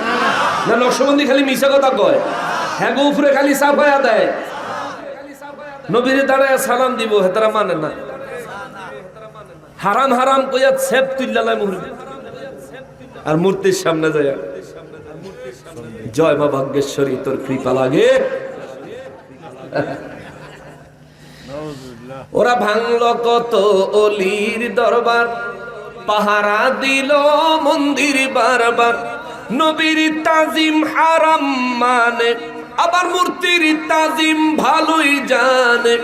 আবার গীতা পড়ে কি মধুর, কত সুন্দর গীতা পড়লো। চোরের গোষ্ঠী চোরের মেলা মিলাইছিল মুর্শিদপুর। ঠিক না? ওরে জাতির কাছে প্রমাণ আছে, ওরে জাতির কাছে প্রমাণ আছে, ওহাবিরা গরু চোর। চোরের গোষ্ঠী চোরের মেলা মিলাইছিল মুর্শিদপুর। 5 কল্লি টুপি মাথায় পড়ে, আগুন জ্বালায় খুদার ঘরে। দিছে না? ওরে 5 কল্লি টুপি মাথায় পড়ে, বাসর করে খুদার ঘরে। তাজা খবর, গাজীপুর কয়দিন আগে হেগুই এক হুজুর 2 ঘন্টার লেগে একবারে চুক্তি করে বিয়ে করে মসজিদের ভিতরে খতিব সাহেব বাসর করে, ইমাম সাহেব বাইরে পাহারা দেয়। এই হেগো চরিত্র। হেরা মাজার শরীফ বাংত না তো কিটা করবো? এদের কাছ থেকে এর চেয়ে ভালো কিছু তো আশা করা যায় না, এর চেয়ে ভালো কিছু আশা করা যায় না। তবে এই জন্য কুমিল্লাবাসী আপনাদেরকে একটা কথা বলে যায়, পাঞ্জাবের টুপি দেখলে মুসলমান মনে করেন না। ইমাম হোসেন রাদিয়াল্লাহু তাআলা আনহুকে যখন শহীদ করে, হাজার হাজার মুফতি ছিল সেখানে, হাজার হাজার হাফেজে কোরআন ছিল সেখানে, হাজার হাজার আলেম ছিল যারা ইয়াজিদ পন্থী আহলে বাইতে রাসূলের গলায় ছুরি দিছে। ওই জাতের মুলবি মুফতি মুহাদ্দিস দেখা, হাফেজ দেখা পাগল হইয়া যায়েন না, দল বড় দেখা পাগল হইয়া যায়েন না। মনে রাখবেন জান্নাতীদের দল সব সময় ছোটই ছিল। ঠিক কিনা বলেন? বদরে জান্নাতীদের দল বড় না ছোট? ওহুদে, হুনাইনে, খন্দকে, কারবালায়, বাংলাদেশেও ছোট। আপনি যদি চিন্তা করেন আহলে সুন্নাত ওয়াল জামাতের আদলে লক্ষ লক্ষ মানুষ হবে, একজনের নামের উপরে দুনিয়ার মানুষ হইব, কেউ বাথরুম হাদিয়া দিব। হ্যাঁ, এরকম কিছু যদি আপনি আশা করেন, পাবেন না। আহলে সুন্নাত ওয়াল জামাত এটা হলো আসল জিনিস। আপনার এই এলাকার নাম কি? দৌলতপুর। দৌলতপুরে যদি অ্যাপেক্স কোম্পানি, দৌলতপুরে যদি আইফোন কোম্পানি, দৌলতপুরে যদি কোনো ভালো ব্র্যান্ডের কোম্পানি কোনো ডিলারশিপ দেয়, একজনকে দিব। ঠিক না? ঘরে ঘরে দিত না, একজনকে দিব। ডিলারশিপ দিব একজনকে, কারণ মাল বালা। আর যদি মাল চায়না হয় তাহলে দেখবেন প্রত্যেক দোকানদারি ডিলার। ঠিক কিনা বলেন? প্রত্যেক দোকানদারি ডিলার। এগুলির কোনো মা বাপ নাই, কোনো গ্যারান্টি ওয়ারেন্টিও নাই। কিন্তু ব্র্যান্ডের জিনিস এক জায়গাতে থাকবে ব্রাঞ্চ, সেখান থেকে কিনবেন, ওয়ারেন্টি পাবেন, সময় মতন সময়ের ভিতরে গেলে ওয়ারেন্টিও দিব, চাও খাওয়াইবো। ঠিক কিনা বলে? এই জন্য বেজাইলা জিনিসের চাকচিক্যতা বেশি, চায়না জিনিসের প্যাকেট বেশি সুন্দর, চায়না জিনিসের ডিজাইন বেশি সুন্দর, কিন্তু জিনিস আসল না নকল? নকল। অতএব এই মৌলবী সাহেব দীক্ষা পাগল হয়ে যায় না, ইয়াজিদ বাহিনী দীক্ষা পাগল হয়ে যায় না। 61 হিজরিতে ইয়াজিদ শেষ হয় নাই, এখনো বাংলার জমিনে ইয়াজিদের প্রেতাত্মারা আছে। কথা বলেন ঠিক কিনা? নারায়ে তাকবীর, নারায়ে রিসালাত। ওলি আল্লাহর দুশমনেরা, ওলি আল্লাহর দুশমনেরা। বাবা সময় অনেক হয়ে গেছে। আমি যে পরিমাণে তেলাওয়াত করছি, রাত 3টা লাগবে এই তেলাওয়াতের উপরে আলোচনা করলে। আমি একটু আগে তেলাওয়াত বেশি করে করতে পছন্দ করি, আমার ভালো লাগে একটু কোরআন শরীফ পড়তে, এই জন্য তেলাওয়াতটা একটু বেশি করে করছি। আচ্ছা, আরো কিছুক্ষণ শুনবেন, যেহেতু আমি আর 15-20 মিনিট আপনাদেরকে একটু সময় নেই, না কষ্ট হয়ে যাবে? হ্যাঁ মুসলমানেরা রে, আমার প্যারা নবীর উম্মতেরা রে, আমার নূর নবী রাহমাতুল লিল আলামিন বলেন, হাসরের ময়দানে এক ব্যক্তির নেক আর গুনাহ সমান সমান হয়ে যাবে। আল্লাহ তারা সুযোগ দিবে পুরা হাসরের ময়দান ঘুরে তালাশ করার জন্য, কিন্তু পুরা হাসরের ময়দানে 120 কাতার মানুষ এবং জিন জাতি হবে। 120 কাতার মানুষ এবং জিন জাতির মধ্যে এমন একজন মানুষ পাবে না যে তারা একটা নেকি দিবে, একটা নেকি দিবে। ইন দা মেন টাইমে যদি এই মানুষটা জীবনে কোনো আলিমকে মহব্বত করে সালাম দিয়ে থাকে, যদি এই মানুষটা জীবনে কোনো আলিমের সাথে সুসম্পর্ক বজায় রেখে থাকে, যদি এই মানুষটা দুনিয়ায় কোনো ওলি আল্লাহর সঙ্গে মহব্বতের সম্পর্ক রাখে, অথবা দুনিয়ায় যদি এই মানুষটা কোনো আল্লাহর ওলির মুরিদ হয়ে ইন্তেকাল করে থাকে, এই মানুষটা ঘুরতে ঘুরতে আল্লাহর ওলি নিজের পীর মুর্শিদের কাছে যায় যখন পড়বে, তার পীর ও মুর্শিদ দয়াল নবীর দরবারে নিয়ে যাবে। আমার নবী সুপারিশ করে তার জন্য জান্নাতের ব্যবস্থা করে দিবে। আল্লাহু আকবার। এই জন্য বলেছি, কুমিল্লার আদালতে আপনি আসামি হইয়া উকিল ছাড়া দাঁড়াইলে বিপদ, আপনার বিরুদ্ধে রায় আসার সম্ভাবনা বেশি। যদি উকিল লইয়া দাঁড়ান, অন্তত পক্ষে জামিনের আশা করতে পারবেন, অন্তত পক্ষে শাস্তিটা, সাজাটা কম হওয়ার আশা করতে পারবেন। তেমনি ভাবে হাসরের ময়দানে দাঁড়ানোর জন্য আপনার জন্য উকিল নিয়োগ করে যায়েন। এই উকিলের হইল বিনা পয়সার উকিল। ওলি আল্লাহরা, আল্লাহর ওলিরা, আল্লাহর ওলিরা, আল্লাহর ওলিরা যাইবেন, পয়সা চাইতো না, বরং আপনারে ভাত খাওয়াইয়া দিব। ঠিক না? পয়সা চাইতো না, বরং আপনারে ভাত খাওয়াইয়া দিব। আপনি যদি দাওয়াত দেন, যত কাজই থাকুক না কেন, আপনার সম্মানে আপনার বাড়ি এসে হাজির হবে। ঠিক কিনা? আবার আপনি যদি বলেন, হুজুর আমার একটা ওয়াজ মাহফিল করতে চাই, আপনার উপস্থিতি চাই, যত ব্যস্ততাই থাকুক না কেন, আপনাকে সর্বোচ্চ চেষ্টা করবে একটা সময় দেওয়ার, আপনার এলাকায় আসবে। আখিরাতের উকিলেরা যারা পয়সা নেয় না, দুনিয়ার উকিলেরা পয়সা ছাড়া নিয়োগ দেওয়া যায় না। পার্থক্য এখানে। মুসলমানের আরে, আবার প্যারা নবীর উম্মতের আরে, মহান রব্বুল ইজ্জত বলেন, দুনিয়াতে মানুষ আর জিন জাতি যত দল, হাসরের ময়দানে আমি আল্লাহ 3 দল বানাবো। আরশ আজিমের ডান পাশে এক দল, আরশ আজিমের বাম পাশে এক দল। রব্বুল ইজ্জত বলেন, ডান পাশে যারা থাকবে আল্লাহ তাদের পরিচয় দেয়। তারা কেমনে থাকবে?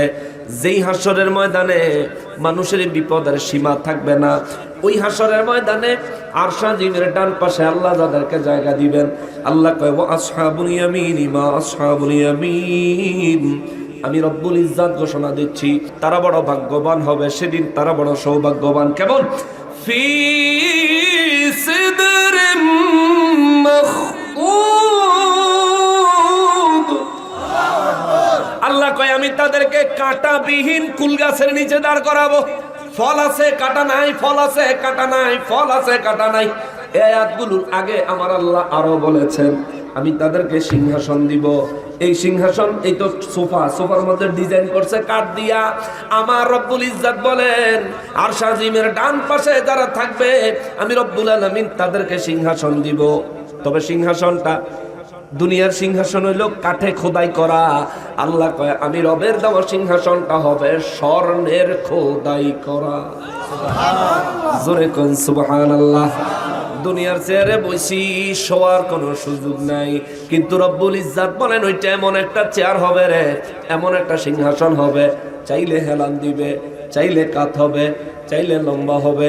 তবে ওই দিন আমি আল্লাহ চেয়ারগুলি যে লাগাবো আরশে আজিমের ডান পাশে, সিংহাসনগুলি যে লাগাবো ওই সিংহাসনগুলি একটার পিছনে আরেকটা হবে না। রব্বুল ইজ্জাত বলেন পাশাপাশি হবে এবং সামনাসামনি হবে। এই দিক থেকে মুখ করা এক সিংহাসন, ওই দিক থেকে মুখ করা আরেক সিংহাসন। এই দিকের লোক আরাম করবে, দুই পার্টি মুখোমুখি বসবে, দুই দলই জান্নাতি। জোরে বলেন আল্লাহু আকবার। রব্বুল আলামিন বলেন সিংহাসনে বসার পরে তাদের জন্য আমি আল্লাহ যুবক নির্ধারণ করব। যুবকেরা শরাব পেয়ালা লইয়া, শরাব মানে মদ আর কি, দুনিয়ার মদ না, ওটা জান্নাতি শরাব। ওই শরাব দুনিয়ার মদ খাইলে মাথা ঠিক থাকে না, মাথা ব্যথা করে, মাথা ঘুরে এবং প্রকৃত হুঁশ জ্ঞান থাকে না। কিন্তু আল্লাহ তাআলা এই সূরারই এর আগে কয়েকটা আয়াত আমি বোঝানোর স্বার্থে সংক্ষেপে বলে আসি। এর আগে কয়েকটা আয়াত আল্লাহ বলছেন যে আমি আল্লাহ তাদেরকে শরাব দিয়ে মেহমানদারি করব। ওই শরাব তাদের জ্ঞান হারাবে না, মাথা ঘুরাবে না। জোরে কন্যা সুবহানাল্লাহ। রব্বুল ইজ্জাত বলেন তারপরে ওয়া তালহিম মাউদুদ।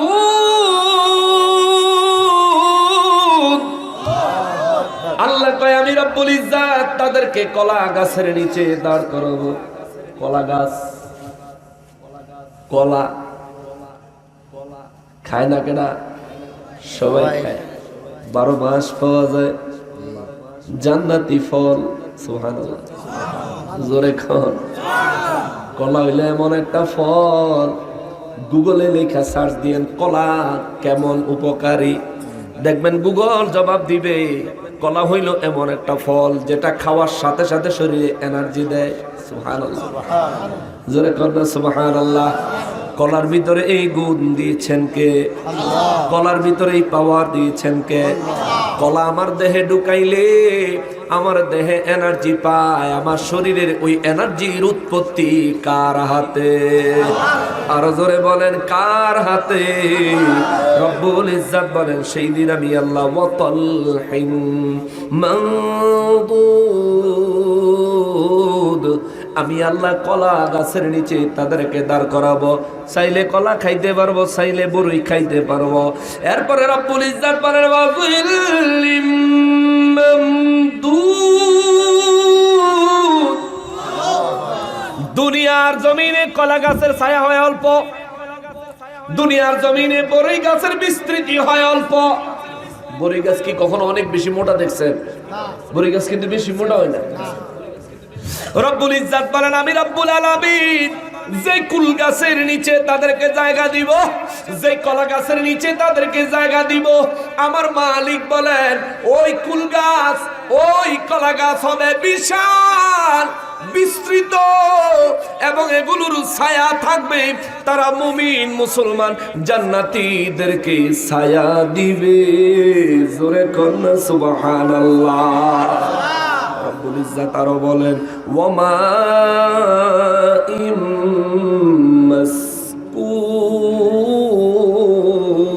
ইমাসকুব। আল্লাহ কয় আমি তাদের সিংহাসনগুলি এমন জায়গায় লাগাবো তাদের সামনে দিয়া দুধের নহর প্রবাহিত হবে। জোরে কন্যা আল্লাহু আকবার। ঝর্ণা দেখতে গেছেন নি কেউ? কোন জায়গায় ঝর্ণা, পাহাড়ের ঝর্ণা দেখতে গেছেন? গেছেন কেউ? আচ্ছা, যুবক ভাইরা তো প্রায় সময় যায়, শীতকাল আসছে। এই ঝর্ণার পানিটা যখন বয় ওই জায়গার আশেপাশে পাথর তো নিশ্চয়ই থাকে, দেখবেন সেখানে গিয়ে কোনো কারণ নাই হুদাই গিয়ে হেন বয়ে থাকে, ঠিক না? সামনে দিয়ে পানিটা যাইতেছে, কি যে ভালো লাগতেছে। এমনিতে বাড়িতে যদি 5 মিনিট সময় পায় মোবাইলে ফেসবুকে হান্দায় যায়, কিন্তু ওই জায়গায় গিয়া মোবাইল টোবাইলের খবর নাই। সে বসছে, তার অন্যরকম একটা ফিলিংস আসতেছে, প্রাকৃতিক সৌন্দর্যের ফিলিংস তার ভিতরে আসতেছে। সামনে দিয়ে পানি প্রবাহিত হইতেছে। আরে বেটা পানির নহর দেখা তুমি ফেসবুক দুনিয়া ভুলা যাও, তুমি কিছুক্ষণ নীরবতা অবলম্বন করার জন্য শান্তিতে সেখানে দুনিয়ার সব চিন্তা বাদ দিয়ে বসে যাও।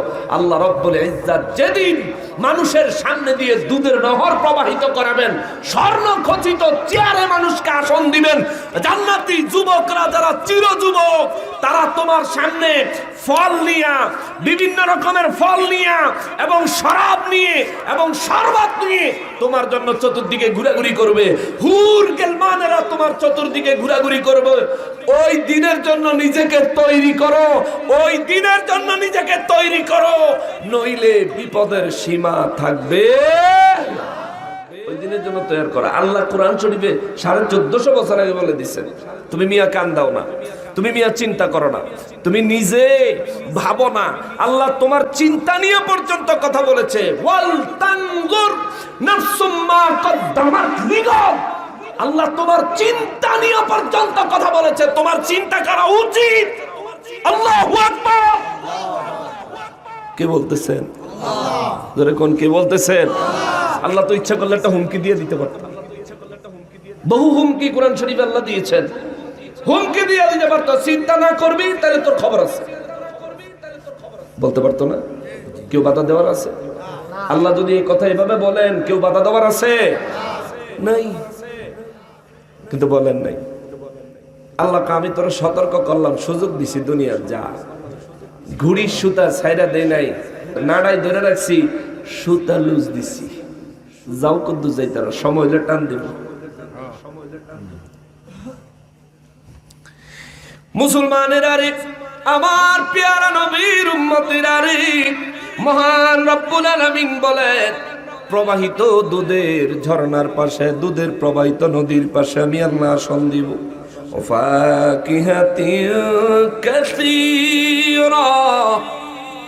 ওই জায়গায় ওই ব্যক্তিদের জন্য প্রচুর ফলমূল দিয়ে আমি আল্লাহ মেহমানদারির ব্যবস্থা করব। জোরে কোন সুবহানাল্লাহ, আইয়ে না রে জোরে কোন সুবহানাল্লাহ। প্রচুর ফলমূল। কোন দিন? যেদিন মানুষের মাথার মগজ গোলে, গাল মুখ বায়া বায়া পড়তেছে, আর মানুষ ইয়া নফসি ইয়া নফসি ইয়া রাব্বি ইয়া নফসি বলে বলে চিৎকার দিয়ে পুরা হাসরের ময়দান যেদিন রয় তুলে ফেলেছে, ভয়ঙ্কর আওয়াজ হচ্ছে, সেই দিন আল্লাহ আপনারে আরশে আজিমের ডাইন পাশে, আরশে আজিমের ছায়ায়, কুল গাছের ছায়ায়, কলা গাছের ছায়ায়, যুবক দিয়া, হুর দিয়া, ফল মূল মেহমানদারি সব করব। ওই রকম একটা জীবন পাওয়ার আশা অন্তরে জাগে না? বলেন জাগে না? বলেন জাগে না? যদি ওই রকম জীবন পাইতে চান, শুধু একটা কাজ করতে হবে, একটা, বেশি না।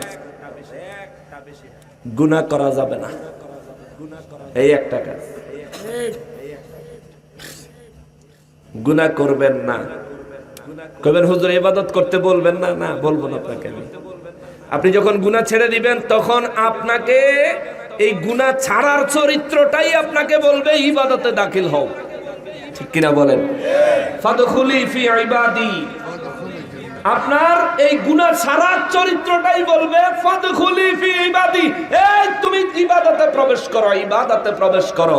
আর আল্লাহ কয় ওয়াদখুলি জান্নাতি, তুমি আমার ইবাদতে আসছো, ঈমান নিয়ে কবরে চলে আসো, তোমার জান্নাতে যাওয়ার, জান্নাতে নেওয়ার, জান্নাত দেওয়ার জিম্মাদার হব আমি আল্লাহ। জোরে কোন সুবহানাল্লাহ। এমন হন ভাই, এমন হন। আমার মুরব্বী বাবারা যারা আছেন, পর্দার আড়াল থেকে মা বোনরা যারা শুনছেন, মাগো আপনারা তো দিন ধর্ম সম্পর্কে অনেক বেশি আবেগ প্রবল। পুরুষরে ওয়াজ শোনাইতে যতটা কষ্ট, মা বোনদেরকে ওয়াজ শোনাইতে কিন্তু এত কষ্ট না। পুরুষরা একটা বয়ান বুঝতে যত সময় নেয়, মা বোনরা কিন্তু বয়ান বুঝতে এত সময় নেয় না। তারা খুব সহজে স্বল্প সময়ে আল্লাহ এবং তার রাসূল সাল্লাল্লাহু আলাইহি ওয়াসাল্লামের বিধানগুলো বুঝার সক্ষমতা রাখে। আল্লাহ তাআলা তাদেরকে এই ক্ষমতাটুকু দিয়েছেন। মা, আপনাদেরকে অনুরোধ করি, আপনার শাশুড়ি আপনার মা, আপনার শ্বশুর আপনার বাবা বানায় দেন। আপনার মা আপনার বাবা হিসেবে তাদের খেদমত করেন। দেখবেন আপনি যদি আপনার শ্বশুর আর আপনার শাশুড়িকে আপনার নিজের মায়ের মতো খেদমত করেন, আপনার স্বামী আপনার মাকে, আপনার বাবাকে নিজের মায়ের মতো সম্মান করবে। ঠিক কিনা বলেন? মাগো, স্বামীর অবাধ্য হয়েন না, মা সন্তানগুলাকে দিনদার বানান, যাই কিছু বানান না কেন, আর্কিটেকচার বানান, ইঞ্জিনিয়ার বানান, যাই বানান, কিন্তু দিনদার বানান। দিনদার আগে বানান। ইঞ্জিনিয়ার না বানাইলে কবরে হিসাব নিতে হবে, দিনদার না বানাইলে হাসরে হিসাব দিতে হবে। সন্তানগুলাকে কিভাবে মানুষ করেছ হিসাব দিতে হবে। এমন একটা জীবন তৈরি করেন ভাই, এমন একটা জীবন তৈরি করেন বাবা, এমন একটা জীবন তৈরি করেন আমার মা, আমার বোনেরা। অনুরোধ করি দুইটা হাত জোড় করে, আজকে আসার সময় ঢাকায় উত্তরা হাউস বিল্ডিং পার হয়ে এয়ারপোর্টে আসবো, এই জায়গার মধ্যে একটা ছেলে মোটরসাইকেল, আমাকে ফলা পাইতো মোটরসাইকেলের উপরে উঠলে মনে হয় আজরাইলের ফিডে চড়ছে, তাই না? কি একটা পাগলামি শুরু করে দেয়। এটা কি ফাইজলামির জিনিস? এটা হলো ব্যবহার করবেন, আপনার প্রয়োজন সারবেন, প্রয়োজন মাফিক প্রয়োজন অনুযায়ী ব্যবহার করবেন। আগেরকার সময়ের অনেক ডাক্তাররা দেখবেন এখনো এই আগের জামানার সিডিআই মোটরসাইকেল চালায়, হুন্ডা চালায়। জিগে দেখেন জীবন একটা অ্যাক্সিডেন্টের হিস্টোরি নেই, সারা জীবন একটা মোটরসাইকেল চালাইতেছে। কিন্তু তুমি মিয়া কিটা হয়েছে আজকে দেখি যে হে আমগরে ওভারটেক করে ফো ফো করে এমন টান দিল, আমি তো কইতেছি বলে রে পরপরে মনে হয় রে অ্যাক্সিডেন্ট হইবরে কইতে কইতে আর কিতা যাই আরেক ঘন্টা হালারে দিছে, হেরে শুধু হালাই দিছে, হালাই একটা চোখের সামনে। আমার গাড়িতে আবার ক্যামেরাতে সব ভিডিও হয়। এই যে আমরা এখানে চলে আইছি, গাড়ি যে হেন রয়েছে, এই গাড়ির 70 দিকে ভিডিও হইতেছে। তো আমার গাড়িতে আবার ভিডিও হইছে, এই কান্নাতে কান্নাতে যাই আরেক বেটারে ফালাই দিয়া তেজে পড়ছে, তারও ক্ষতি হয়েছে, কিন্তু যে বেটারে গিয়ে লাগাই দিছে হে বেটার মনে পাও ভেঙে গেছে। এরা ছিল দুইজন, দুজন পড়ছে, একজন তো পাওই মাটিতে ফেলতে পারতেছে না, লেংড়ায় লেংড়ায় হাঁটতেছে, আরেকজন হেতারে দোষে তুই করলি কি কাম নাই। মোটরসাইকেল চালাও যে যুবক ভাইরা আছো, অনুরোধ করি ভাই, এটা তোমার প্রয়োজনের জিনিস, এটা ফ্যাশন করার জিনিস না। তবে হ্যাঁ, গাড়ি একটা শখ। তুমি যদি কাউ যে হুজুর আপনার কি শখ নাই, গাড়ি সম্পর্কে আমার শখ তোমার চেয়ে বেশি ভাই, তোমার চাইতে বেশি। তবে হ্যাঁ, আমি এটা শখ করবো, এটারে সাজাবো, আমি চলবো নিয়ন্ত্রণের মধ্যে। আমি কাউরে অ্যাক্সিডেন্ট করতাম না, আমার এই অ্যাক্সিডেন্ট করে দেয় প্রত্যেক বছর একবার দুইবার, এটা হয় প্রত্যেক বছর। গতবার হয়েছে, তার আগের বার হয়েছে। হ্যাঁ, এখন কথা হলো আমি ভালো হওয়ার চেষ্টা করলে কি হয়, আমার আরেকজন অ্যাক্সিডেন্ট করলে অন্তত পক্ষে আমার ক্ষতিটা পরিমাণ একটু কম হয়। কিন্তু আমি যদি আরেকজন অ্যাক্সিডেন্ট করে দিই, ক্ষতিটা বেশি হবে। একদিকে যেমন আমার ক্ষতি, আমার গাড়ির ক্ষতি, আরেকদিকে যারা অ্যাক্সিডেন্ট করলাম হ্যার ক্ষতিপূরণ তো আমার।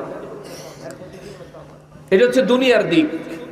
আর তোমার যদি নিরাপত্তার দিক চিন্তা করো আমার ভাই, অনুরোধ করি, বহু যুবক মোটরসাইকেলে ইন্তেকাল করেছে, বহু যুবকের মৃত্যুর কারণ হয়েছে মোটরসাইকেল। কুমিল্লাতে আসলাম তো গত কয়েক বছর আগে, কুমিল্লা ক্যান্টনমেন্টে শামীম মেম্বার না যেন একজন মেম্বার ছিলেন, ওই মেম্বার সাহেবের বাড়িতে একটা মাহফিল আসছিলাম কয়েক বছর আগে। যেদিন মাহফিল আসছি তার এক সপ্তাহ আগে ওই এলাকারই দুই ভাই একসাথে ঢাকায় গেছে মোটরসাইকেল কিনতে। অনেক দিনের শখ, বাপ বিদেশ থাকে না কোথায় যেন থাকে, তারা টাকা দিছে, অনেক দিনের শখ, টাকা জমায় দুই ভাই একসাথে ঢাকা গেছে মোটরসাইকেল কিনতে। মোটরসাইকেল নিয়ে ঢাকার থেকে আইসা ক্যান্টনমেন্টে অ্যাক্সিডেন্ট করে দুই ভাই স্পট ডেড। মোটরসাইকেল নিয়ে বাড়িতে আসতে পারে না। এটা আমি খবর পাইছি, আপনাদের কাছে আছে, সত্যতা আপনারা বুঝতে পারবেন বা জানতে পারবেন। এটা কয়েক বছর আগের ঘটনা। হ্যাঁ, 3 বছর আগের। এই তো আমার ভাই 3 বছর আগের ঘটনা। দুই ভাই ছিল না, আপন দুই ভাই, একদম জায়গায় শেষ হয়ে গেছে। আমার যুবক ভাই, মোটরসাইকেল চালাও ভাই, সুন্দর করে চালাও। মোটরসাইকেল চালায়া নিজের চরিত্রটা খারাপ করো না। মানুষের গাইল লাগে, এটা তো একটা আছে, কিন্তু আর একটা যে মোটরসাইকেলে হেমিয়া তো সামনে ফিসেতে চরিত্র লইছে, ফিসে চরিত্র লইয়ে ঘুরে না, চরিত্রের এই বাজে সার্টিফিকেট ফিসে লইয়ে ঘুরবা না, ফালতু সার্টিফিকেট লইয়ে ঘুরু মিয়া। তোমার হুন্ডার ফিসে উঠনের আগে আরো কতজনের হুন্ডার ফিসে উঠছে, তুমি খবর আছে তোমার মিয়া? ঠিক কিনা বলেন? তুমি তোমার হুন্ডার ফিসে দিয়ে বেরিয়ে কোন রকমে বইয়া থাকে, আর তুমি যে সাই সাই করে চালাও, এ বেড়ি যে ফড়িয়া যায় না, একবারও চিন্তা করে না বলে এবারে তো অভ্যাস আছে হুন্ডা তুটলে, ঠিক কিনা বলেন? নাইলে মেয়ে মানুষ মোটরসাইকেলে উঠতে তো ডরাইব যে আল্লাহ এটা নিয়ে ফুরে নিয়ে যায় না, জোরে ছাড়াইলে চিৎকার দিব, ভয় পাইব। কিন্তু তাইয়ে গোমা গোমা আমরা গাড়ির বইয়া মাঝে মধ্যে দেখি তাইয়ে আয়না দিয়া এই তো হুন্ডা চল,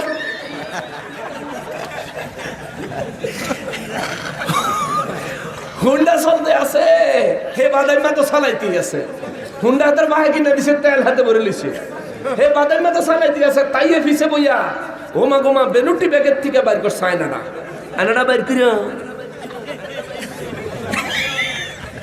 এ মারতে আছে, আবার সিরানি বাইর করে, সিরুনি বাইর করিয়া চুল তো বাতাসে উঠতেই আছে, বাদাম বাদাম উড়াইতে আছে। ও ফুট ফরের হুন্ডা হে ফুতের বাপের, তেল হে ফুতের, তাইয়ে হুদাই ঘুরে। আর আমার যুবক ভাইরা এই ব্যাগ দফ লইয়া গিয়া গিয়া ফুচকার দোকানও খাড়ায় আর পকেটের টিয়ারি শেষ। কি লিগা এগুলি করো না ভাই, হারাম। একটা কথা বলি, একটু মনোযোগ দিয়েন সবাই। আমার যুবক ভাই যারা ক্যারিয়ার মাত্র তৈরি করতেছো বা পড়াশোনা করতেছো বা দুনিয়াতে আস্তে আস্তে নিজে দাঁড়াইতেছো, আর কি নিজের ব্যক্তিত্ব নিয়ে দাঁড়াবা, একটা কথা বলি, এখানে এমন কোন একজন যুবক নাই যে স্বাবলম্বী হইতে চাও না, এমন একজন যুবক কিন্তু নাই। সবাই চাও যে আমি বৈধভাবে অনেক সম্পদের মালিক হব, অনেক টাকা রোজগার করব, এই আশা প্রত্যেক ব্যক্তির আছে, প্রত্যেক ব্যক্তির আছে।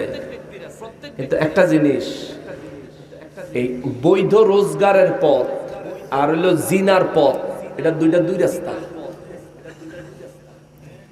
আমার যুবক ভাই একটু মনোযোগ দিয়ে কথাটা অন্তরে গাইথা নাও। বৈধ রোজগারের রাস্তা আর হলো জিনার রাস্তা, দুই পথ। তুমি জিনার পথ ধরলে কোনোদিন স্বাবলম্বী হতে পারবে না, এটা বাস্তবতার কথা বলছি, এবং কোরআন সুন্নাহ তাই বলে। জীবনে তুমি যদি জিনার পথে থাকো কোনোদিন তুমি স্বাবলম্বী হতে পারবে না। তুমি 1000 কোটি টাকা ইনকাম করবে একদিকে, 5000 কোটি টাকা বেরিয়ে যাবে আরেকদিকে। 10 টাকা ইনকাম করবা, 20 টাকা বের হয়ে যাবে, তুমি 10 টাকা ঋণ থাকবা অল টাইম। জেনার পথ আর সচ্ছলতার পথ এক পথ না। জেনা কারে কয়? চোখের জেনা আছে, কানের জেনা আছে, মুখের জেনা আছে, জ্ঞানের জেনা আছে, অন্তরের জেনা আছে, হাতে পায়ের জেনা আছে। হুজুর এগুলো কি? চোখে দেখলেন কারে? আমির হামজার রিকমেন্ডেবল নায়িকা, ঠিক আছে না? আমির হামজা হুজুরে রিকমেন্ড করছে, আবার কয়ে দিছে কি করতাম? আল্লাহর নাম লইয়া চাইতাম, ছায়ার কয় আল্লাহ। কুফুরি, কুফুরি। হারাম কাজ করার সময় আল্লাহর নাম স্মরণ করা কুফুরি, ঈমান থাকে না। আর আমির হামজা হুজুরে কয়ে দিছে আল্লাহর নাম নিয়ে একটু তাকাবেন। তে কতবার চাইছে চিন্তা করে, তা যে করছে বুঝা যায় যে এটা ডেলি চায়। এটা চোখের জিনা, বুঝছেন তো? এই তারা নিয়ে চিন্তা করছেন, এত সুন্দর যদি আমার একটা বই, তো জ্ঞানের জিনা। এই যে বেয়াদব বেড়ি, তারা তো বিধর্মী, তাদের পোশাক আশাক, চালচলন কিংবা ভিডিও টিডিও এগুলো তো আর ইসলামিক মাইন্ডের হয় না। এগুলি দেখলে আপনার মনের মধ্যে জিনায় সুরসুরি দিবে। তখনই আপনি মোবাইল এই ভিডিও থুইয়া ডার্লিংয়ে ফোন করে করবেন, হ্যালো। রাত 12টার পরে যখন সকলে ঘুমায় রয়, ওরে সকলে ঘুমায় রয়, যুবক যুবতী তখন মনের কথা কয়। মোবাইল ফোন হাতে পায়া বর্তমানের নারী, পড়ালেখা ছাইরা দিছে মরার প্রেমে পড়ি। সারাটা দিন চিন্তায় থাকে, রাত্রি গভীর কখন হয়, প্রেমিক প্রেমিকা তখন মনের কথা কয়। আস্তাগফিরুল্লাহ। দেশের যুব সমাজ খাইছে গো মোবাইল ফোনে, দেশটা রসা তলে নিছে গো মোবাইল ফোনে। তাই তো এখন মা বাবারা পড়লো ভীষণ টেনশনে, ঠিক কিনা? মা বাবারা অনেক টেনশন করে না, অনফলাপেনে মোবাইল কিনা দিয়ে টেনশন মুক্ত হয়ে যায়। কিছুদিন পরে দেখে ঘর আছে, বিছনা আছে, কম্বল তলে কোল বালিশ, জিতো নাই, ফুত নাই, ঠিক কিনা বলেন? পোলা মাইয়া জোয়ান বুড়া নাই, বেদা বেদা নাই, 3 বছরের পোলার হাতেও মোবাইল দেখতে পাই, ঠিক কিনা? 3 বছর 3 মাসের ধরে মোবাইলের ভিতরে গান না লাগাই দিলে লুতা খায় না, ঠিক কিনা বলে? পিঠার খায় না, এটারে ফেডলে আছে, হেতির আম্মা যে সারাদিন ধরে গুদাইছে, এখন এটাও ফেডাতে নাই, ওকে ফেডা ছিলাম দিকে কি হয়েছে, লাগা না লাগাইলে খাবো না।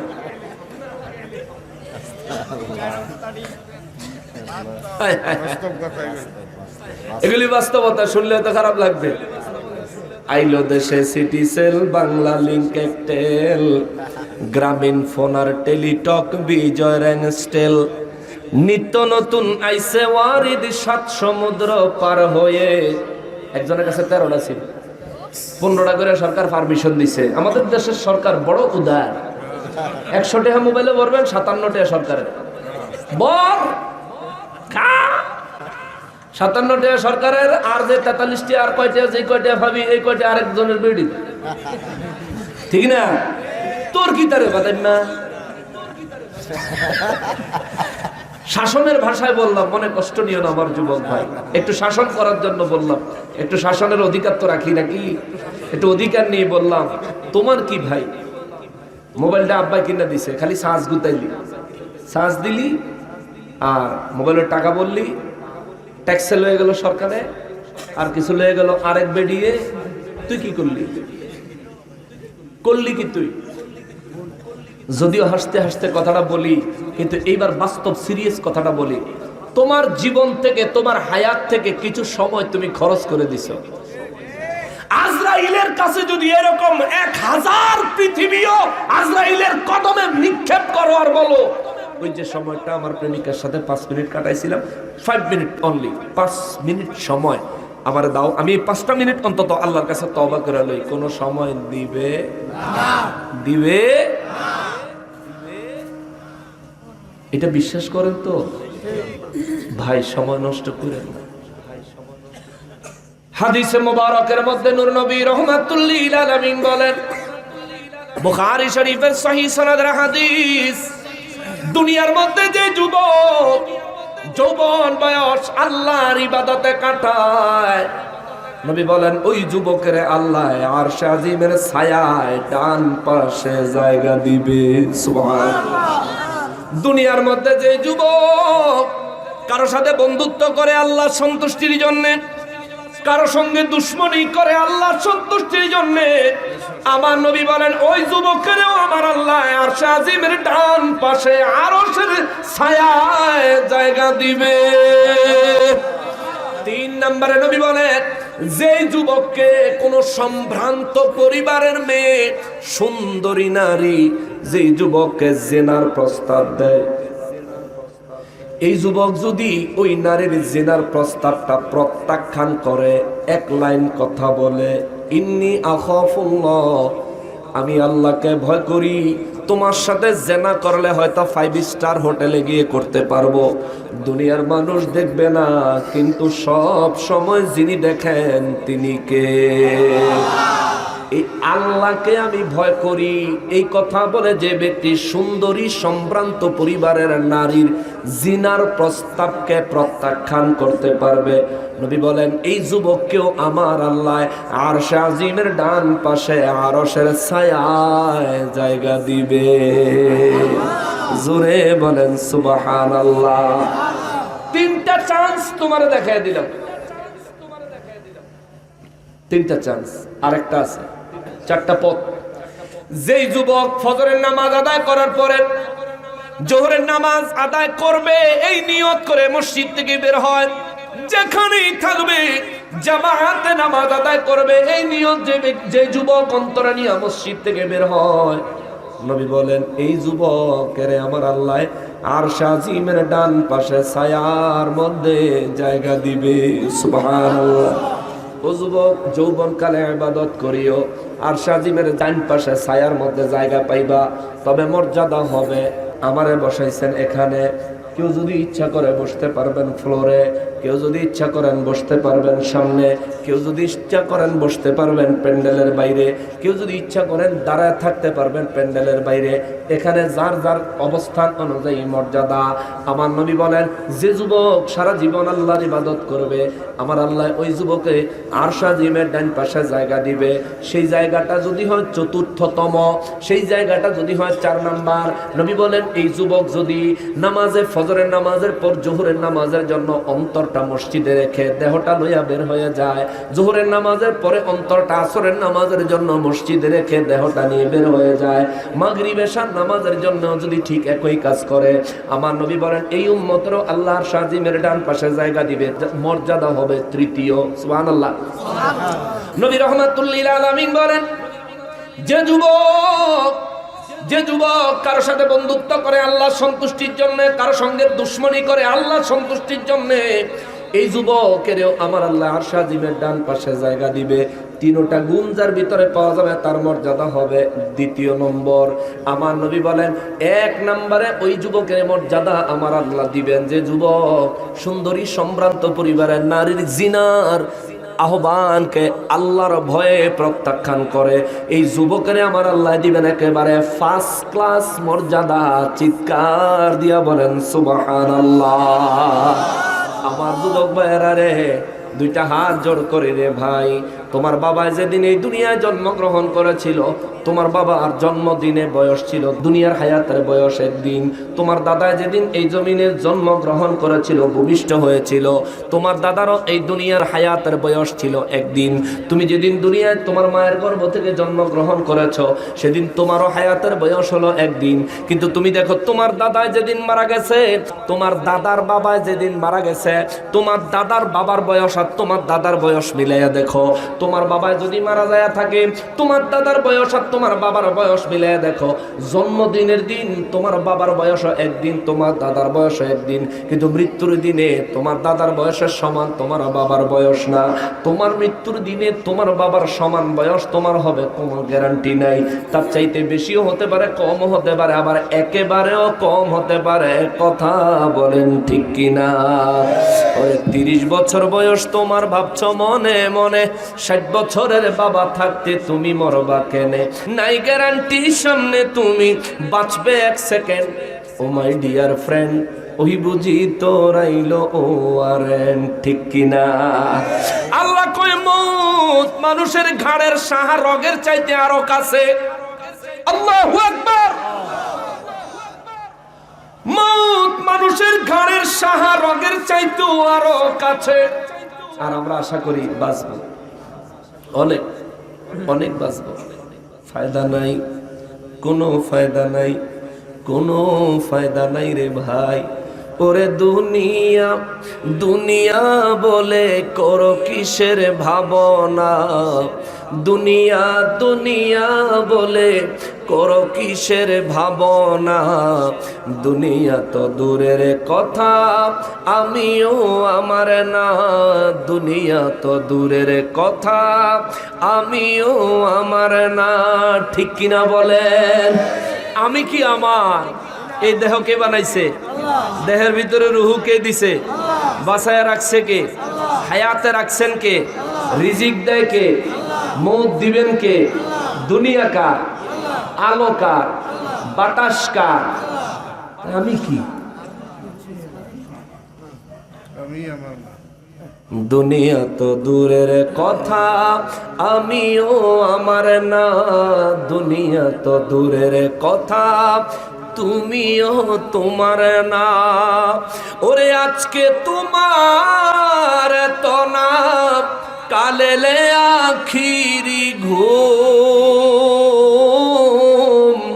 সব ক্ষমতা হারিয়ে যাবে, নামের আগে লিখবে তোমায় মরহুম। জনাব থেকে মরহুম হতে, ওরে জনাব থেকে মরহুম হতে 1 সেকেন্ড লাগে না। দুনিয়া তো দূরের কথা, আমিও আমার না। দুনিয়া তো দূরের কথা, আমিও আমার না। ওরে কত সম্পদ করছো কামাই আমার আমার বলে, সব সম্পদ ছেড়ে একদিন যেতে হবে চলে। মরণ কিন্তু আসবেই একদিন। এ দৌলতপুরের মানুষ, এরা কুমিল্লার মানুষ, যত দুনিয়ার যত বড় আশাই করো না কেন, ওরে মরণ কিন্তু আসবেই একদিন। ওরে মরণ কিন্তু আসবেই একদিন, না করলেও কামনা। দুনিয়া তো দূরের কথা, আমিও আমার না। দুনিয়া তো দূরের কথা, আমিও আমার না। দুনিয়া দুনিয়া বলে করো কিসের ভাবনা। দুনিয়া দুনিয়া বলে করো কিসের ভাবনা। দুনিয়া তো দূরের কথা, আমিও আমার না। ইয়া রাব্বে কারীম, আমাদেরকে হিদায়াতে কামেলা নসিব করে দাও। আল্লাহ আমাদেরকে ওলি আল্লাহদের পথ মত দান করে দাও। আল্লাহ আমাদেরকে নূর নবীর দিদার দিয়ে ধন্য করে দাও। হাসরের ময়দানে আরশ আজিমের ডান পাশে আমাদেরকে জায়গা করে দিও। জীবনের গুনাহগুলি আল্লাহ মাফ করে দাও। তুমি যদি মাফ না করো আল্লাহ মোদের, বলো তোমার বান্দা যাব কারদারে। আদর কো রিয়া মানুষ আল্লাহ বানায়া, কেমনে দিবা জাহান্নামে ফেলিয়া। আল্লাহ তোমার জাহান্নাম থেকে পানা চাই, আমাদেরকে জাহান্নাম থেকে হেফাজত করো। বয়ান অনেক লম্বা হয়ে গেছে, শেষ করে দিচ্ছি। লা মাকতুআতি ওয়ালা মামনুআ, আল্লাহ কয় সেখানে ফল খাবে, শরবত খাবে, শরাব খাবে, সব খাইতে থাকবে। কোনো কিছুর নির্ধারিত পরিমাণ নাই, শেষ হওয়ার কোনো সুযোগ নাই, কোনো কিচ্ছু খাইতে মানা নাই। সুবহানাল্লাহ। সাহাবায়ে কেরাম বলেন, হুজুর যদি আকাশে পাখি উড়ে যায় আর যদি আমার পাখির গোশত খাইতে মনে চায়, নবী বললেন তোমার মুখে বলা লাগবে না, দিলে ইচ্ছা হয়েছে তোমার সামনে প্লেট চলে আসবে, উড়ন্ত পাখিটা প্লেটে পড়ে যাবে, সাথে সাথে ফ্রাই হয়ে যাবে। সুবহানাল্লাহ। তুমি যদি কাবাব খাইতে পছন্দ করো কাবাব হবে, যদি আলু দিয়া তরকারি ঝোল বানায় খাইতে চাও ঝোল হইয়া যাইব। যেমন তোমার মনে চাইছে তেমন তৈরি হয়ে যাবে, তুমি খাবা। খাওয়ার শেষে পাখির হাড্ডির থেকে একটা হাড্ডি তুমি ফেলে দিবা, আবার পুনরায় নতুন পাখি হয়ে উড়ে চলে যাবে। আল্লাহু আকবার। হুজুর ফল যে খাবো শেষ হবে না, নবী বলেন একটা ফল ধরে টান দিবা, ওই একটা ফলের জায়গায় সাথে সাথে 2টা ফল বের হয়ে আসবে। এই জন্য আল্লাহ কালা মাকতুয়া, ওই ফলগুলো কখনোই শেষ হবে না, ওই নিয়ামত কখনো শেষ হবে না। ওয়ালা মামনুআ, ওই ফলের থেকে কোনো ফল খাওয়া আমি আল্লাহ নিষেধ করব না। দুনিয়ায় তো কিছু ফল হালাল, কিছু ফল হারাম আছে না? হারাম মানে নিষেধ। দুনিয়ায় কিছু ফল আল্লাহ হালাল করেছেন, কিছু হারাম করেছেন, কিন্তু জান্নাতের মধ্যে আপনি যা দেখবেন রব্বুল ইজ্জত বলেন ওয়ালা মামনুআ, কোনো নিষেধ নাই, যেটা ইচ্ছা খাইবা। সুবহানাল্লাহ। কারণ জান্নাতের কোনো জিনিস আমাদের ক্ষতি করবে এমন কোনো বিষয় নাই। দুনিয়ায় এমন বহু জিনিস আছে যেটা আমাদের ক্ষতি করবে। এখন একটা প্রশ্ন আসতে পারে, হুজুর দুনিয়ায় এমন ফল আল্লাহ কেন দিলে যেটা আমরা খাইলে ক্ষতি হবে? এটা কি লিখে দিছে? কারণ হইলো দুনিয়ার তো শুধু আল্লাহ আমাদের একলা পাঠায় নাই, 18,000 মাখলুকাত পাঠাইছে। কিছু রিজিক আমার জন্য, কিছু রিজিক ওদের জন্য। পশুর রিজিক আর আমার রিজিক তো এক না।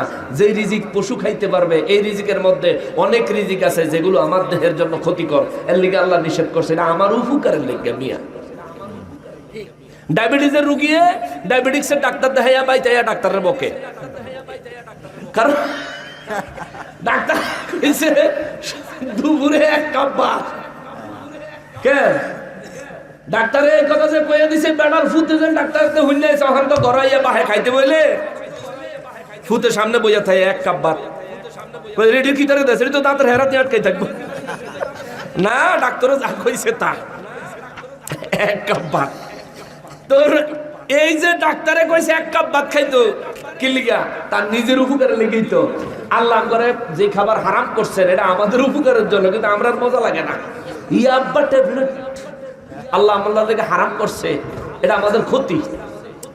তারপরে নেশা মাদক আল্লাহ নিষেধ করছে। কিন্তু জান্নাতে দুনিয়ার যেই পশুগুলো, এগুলোর কোন পশু জান্নাতে যাইতো না, কিন্তু কয়েকটা পশুর কথা বর্ণনা আছে। তার মধ্যে একটা হলো কিতমির, আসহাবে কাহাফের একটা কুকুর জান্নাতে যাইবো। সুবহানাল্লাহ। কথা এই ওয়াজ করলে তো সারা রাত লাগবো।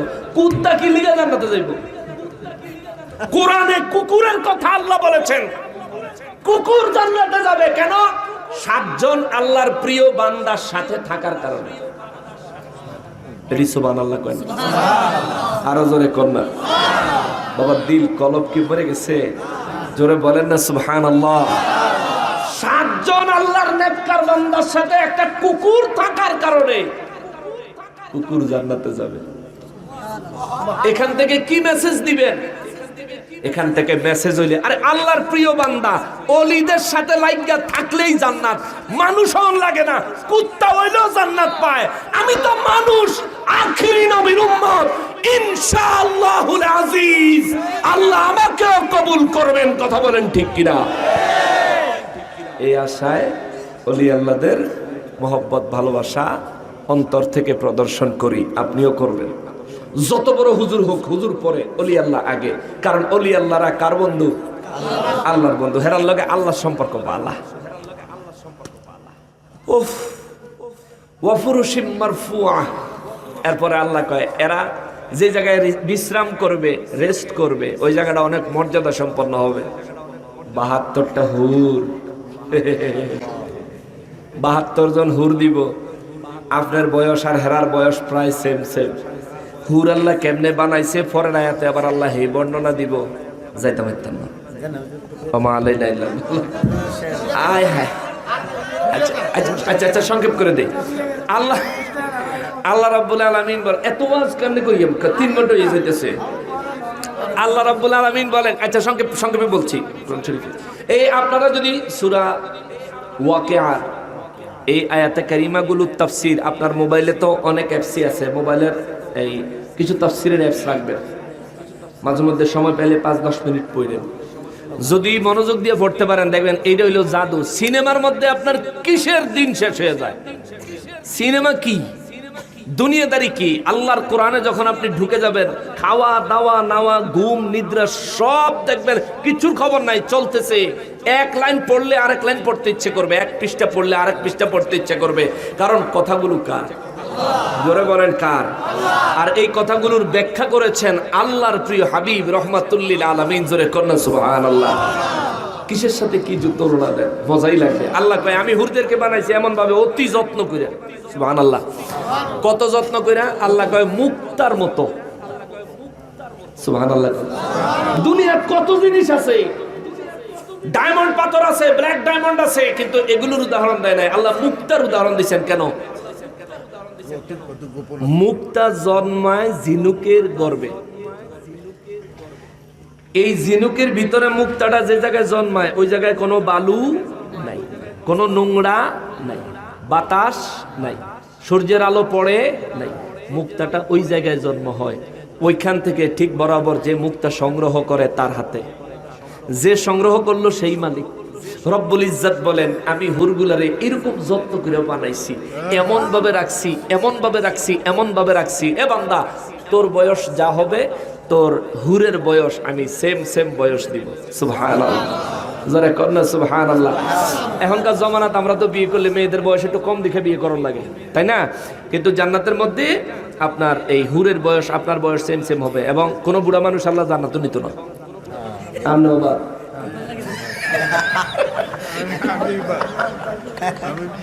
জোয়ান জোয়ান বানায় নিব আল্লাহ, জোয়ান বানায় নিব, যুবক বানায় দিব, 72 জন হুর দিব। বাড়িতে মা বোনেরা যারা আছে এরা করে আগামী বছর এই হুজুরের লেগে 144 দ্বারা এই হুজুর আর হইতো না। আঙ্গ বেটা করে কয় 72 বেলে। হ্যাঁ আম্মা এই 72 জনের লিডার বানাইবো আল্লাহ আপনারে, সুবহানাল্লাহ। শুধু খালি ভালা হইয়ে, ঠিক না? শুধু খালি ভালা হইয়ে। বারাক ওবামায় কয় আমিও বউরে ডরাই। কি লিগে ডরাইতো? স্বামীর আপনাদেরকে ভালোবাসে এমন সিচুয়েশন তৈরি করবেন। ভয়ের সিচুয়েশন তৈরি করেন কেন? স্বামীরা আপনাদেরকে ভালোবাসবে, আপনারা স্বামীদেরকে ভালোবাসবেন, আপনার স্বামী আপনাকে ভালোবাসবে, এমন ভালোবাসা দিবেন জামাই আরেক বেডি লয়ে যাইবো, জামাই আরেক বেডির দিকে চাইবো, সময় তো ভাইতো না আপনার ভালোবাসার ঠেলায়, ঠিক কিনা বলেন?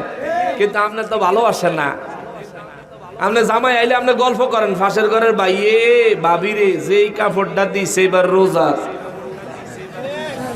আর তুই আর বাহে খিসা মারার দ্বারা আরে বিয়া দিল, জীবনটা শেষ হইয়া গেল, শেষ হইয়া গেল। কিতা হাইছি আয় তোর সংসারে আইয়া আর ফেলের বাড়ি ধাম ধুম করে ফিডাই ফিডোস কাকা বাদ দেই,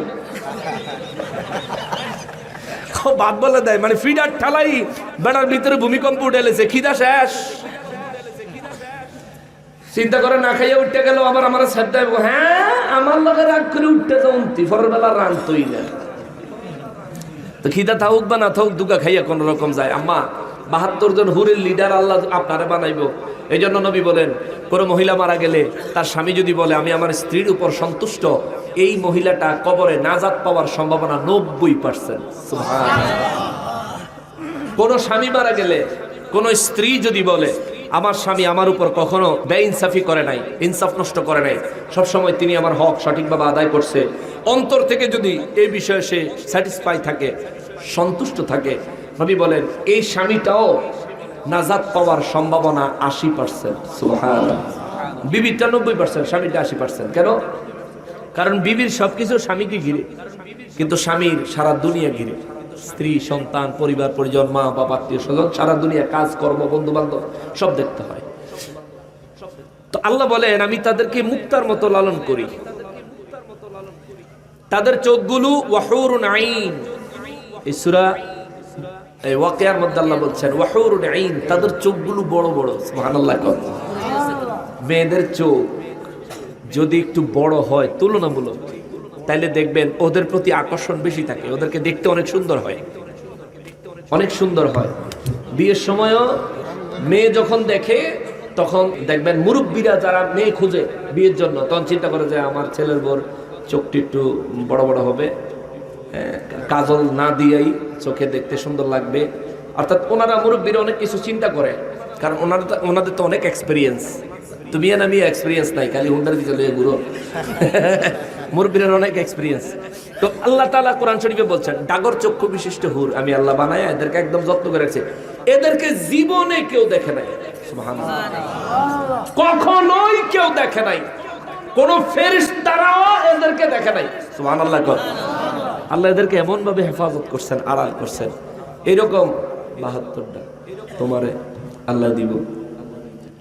ইচ্ছে করলে এই যে আল্লাহ কোরআন শরীফের মধ্যে বলছেন তোমার বিছানাটা সজ্জাটা হবে সম্মানের, মর্যাদার, এটার মানে কি তুমি একসাথে তোমার স্ত্রী সহকারে 72 জন হুরকে যৌবনের চাহিদা মিটাইতে পারবা, তবুও তুমি ক্লান্ত হইতা না। সুবহানাল্লাহ। এই পাওয়ার, এই ক্ষমতা আল্লাহ তোমারে দিব ভাই। জান্নাতে গিয়ে আর কলিকাতা হারবালের এই পোস্টার বিশ্রাম লাগবে না। ব্যাক কলার দল ইয়াবা ট্যাবলেট খাইয়া কলিকাতা হারবাল বিশ্রাম। হাতে বাফে কলম কিনা দিছে, আরেকজনের খাতা লেখা কলম শেষ, নিজে পরীক্ষার সময় কলম কালি নেই। ঠিক না? এই কথা শুনতে খারাপ শোনা যায়, কিন্তু এটাই বাস্তব। হুন্ডার ভিসা আরেক বেড়ে লিয়ে ঘুরলে তো রেমেইব। বাপে ট্রাক্টর কিনে দিছে, আরেকজনে খেতো আলসইয়া ট্রাক্টরের তেল শেষ। ব্যাকল কোনারে আর নিজেরটা নিজে জমা রাখি, এটা অমূল্য সম্পদ। একবার হারাইয়া গেলে আর পাওয়া যাবে না, একবার জিরো হয়ে গেলে আর হিরো হওয়ার চান্স নাই। এটা হেফাজত করে যত্ন করে মিয়া, এটা যত্নের জিনিস, যত্ন করে রাখবা, যত্ন করে যার আমানত তার কাছে তুলে দিবা, দেখবা সেও তোমার আমানত যত্ন সহকারে তোমার কাছে তুলে দিব।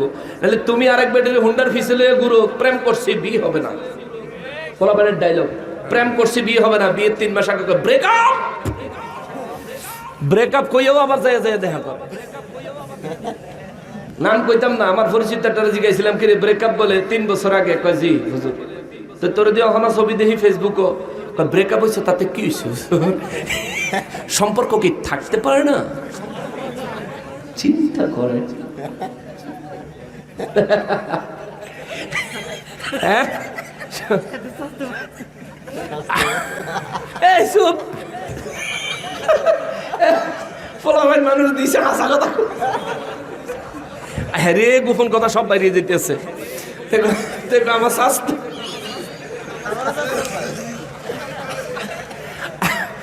আচ্ছা যাক, এই যৌবন বয়সে অনেক কিছুই করে, কিন্তু ভাই এগুলো করো না, এগুলো জিনা।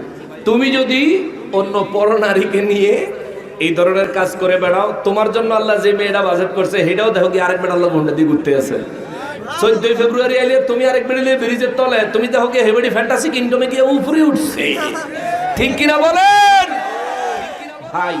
তুমি যদি সলিড থাকো সলিড পাবা। আল্লাহ বলছেন আল মুমিনিনা ওয়াল মুমিনাত, মুমিনের জন্য মুমিনা নারী। আল্লাহ বলছেন মুমিনের জন্য মুমিনা নারী। বাজেট করছেন কে? আল্লাহ। আর আল্লাহ কইছে মুমিনের লেগে মুমিন। এখন আপনি যদি মুমিন হন, আপনি যদি মুমিন হন আপনার জন্য মুমিন হবে। আর আপনি একেবারে সমাজের 12 নম্বর, আর আপনি আশা করবেন একদম পর্দানিসীন একেবারে রাবিয়া বসরির মতন মাইয়া, জীবনেও মিলতো না। গোমটার তলে করে একটা লেডি চাইবো ভাই, ঠিক কিনা বলেন? মেয়ে আর লেডিসের ভিতরে কিন্তু পার্থক্য আছে। লেডিস হইলো হিটা যেটা বাজারে বাজারে ঘুরে, দেখবা তোমার হাজ্জাতে হাইতো না 6 মাসে একদিন, কিন্তু বাজারে যাওয়ানোর সময় যেই বেরাস মারব। আল্লাহ তাআলা হেদায়েত নসিব করুক, পড়ি আমিন। আমার ভাই, আজকে আলোচনার মূল বিষয়বস্তু হচ্ছে নামাজ পড়বে। মৃত্যুবরণ করাই লাগবে, কবরে যাওয়াই লাগবে, কবর ছাড়া কবরের থেকে পালানোর কোনো সুযোগ নেই। আর হাসরের ময়দানে তো দাঁড়ানোই লাগবে। ভাই অনুরোধ করি, একদম 2টা হাত জোর করে বলি, একদম 2টা হাত জোর করে বলি, নামাজটা পড়েন 5 ওয়াক্ত, আর কবরের চিন্তাটা অন্তরে রাখেন। মানুষ তো চিন্তা করেন না কেন জানি। কোরআন শরীফে আল্লাহ বলেন, বান্দারে জানোস নি তো করে ঘুম কেন দিছি? ঘুম কেন দিছি? ঘুমের সময় তোরা দোয়া পড়তে কইছি, ঘুমের দোয়া পারেননি? আল্লাহুম্মা বিসমিকা, 2টা শব্দ, আমুতু ওয়া আহিয়া। আল্লাহুম্মা, হে আল্লাহ, বিসমিকা, তোমার নামে, আমুতু, আমি মৃত্যুবরণ করিতেছি। আপনি ডেইলি মরেন, যে কয়বার ঘুমান সেই কয়বারে মরেন। এরপরে বলতেছেন ওয়া আহিয়া, আবার যদি জীবিত হই আল্লাহ তোমার নামেই হব। ঘুম দিছে আল্লাহ মৃত্যুর কথা স্মরণ করার জন্য, কবরের কথা চিন্তা করার জন্য। দুনিয়াতে আপনার সব আছে, ঘুমাইছেন, আপনার কি আছে? ঘুমানোর পরে নিজের কি কইতে পারেন? অনেকে তো কাপড় চোপড়ও ঠিক থাকে না, কইতেও পারেন। স্বাভাবিক, ঘুমে আর মৃত্যুতে সমান, ঘুমে আর মৃত্যুতে সমান। কথাটা হাস্যকর হইলো, এটাই বাস্তব। ঘুমাইলে যেমন নিজের দেহের কাপড়েরও খবর থাকে না, আমার না আছে নাকি নাই, খবর নাই। ভাই দুনিয়াটা এমনই, ভুলা যায়েন না। চোখ বন্ধ করলেন, চোখ খুলতে পারবেন কিনা এটা মহান রব্বুল ইজ্জতি ভালো জানেন। আল্লাহ তার প্রিয় হাবিব রহমাতুল্লিল আলামিনের খাঁটি উম্মত হিসেবে আমাদেরকে কবুল করুক, পড়িয়া আমিন। আল্লাহ তাআলা আউলিয়া কেরামের সোহবত আমাদেরকে নসিব করুক, পড়িয়া আমিন। 4টা জিনিস থেকে কখনো মাহরুম হবেন না: আল্লাহর ভয়, নবীর মোহাব্বত, মা বাবার খেদমত, ওলি আল্লাহর সোহবত। আল্লাহর ভয়, নবীর মোহাব্বত, মা বাবার খেদমত, ওলি আল্লাহর সোহবত। এই 4টা জিনিস আপনি যদি আপনার জিন্দেগিতে ধারণ করতে পারেন, আপনার দুনিয়া আখেরাত হবে ইন্না আউলিয়া আল্লাহি লা খাউফুন আলাইহিম ওয়ালা হুম ইয়াহজানুন। আপনার দুনিয়া এবং আখেরাত হবে চিন্তা মুক্ত, পেরেশানি মুক্ত, টেনশন মুক্ত। জোরে কন্যা সুবহানাল্লাহ, একেবারে ভয় মুক্ত। না এখন না। ওমা তৌফিক ইল্লা বিল্লাহ। আসুন আমরা নবীজিকে দাঁড়ায় সালাম দেই। ইয়া নবী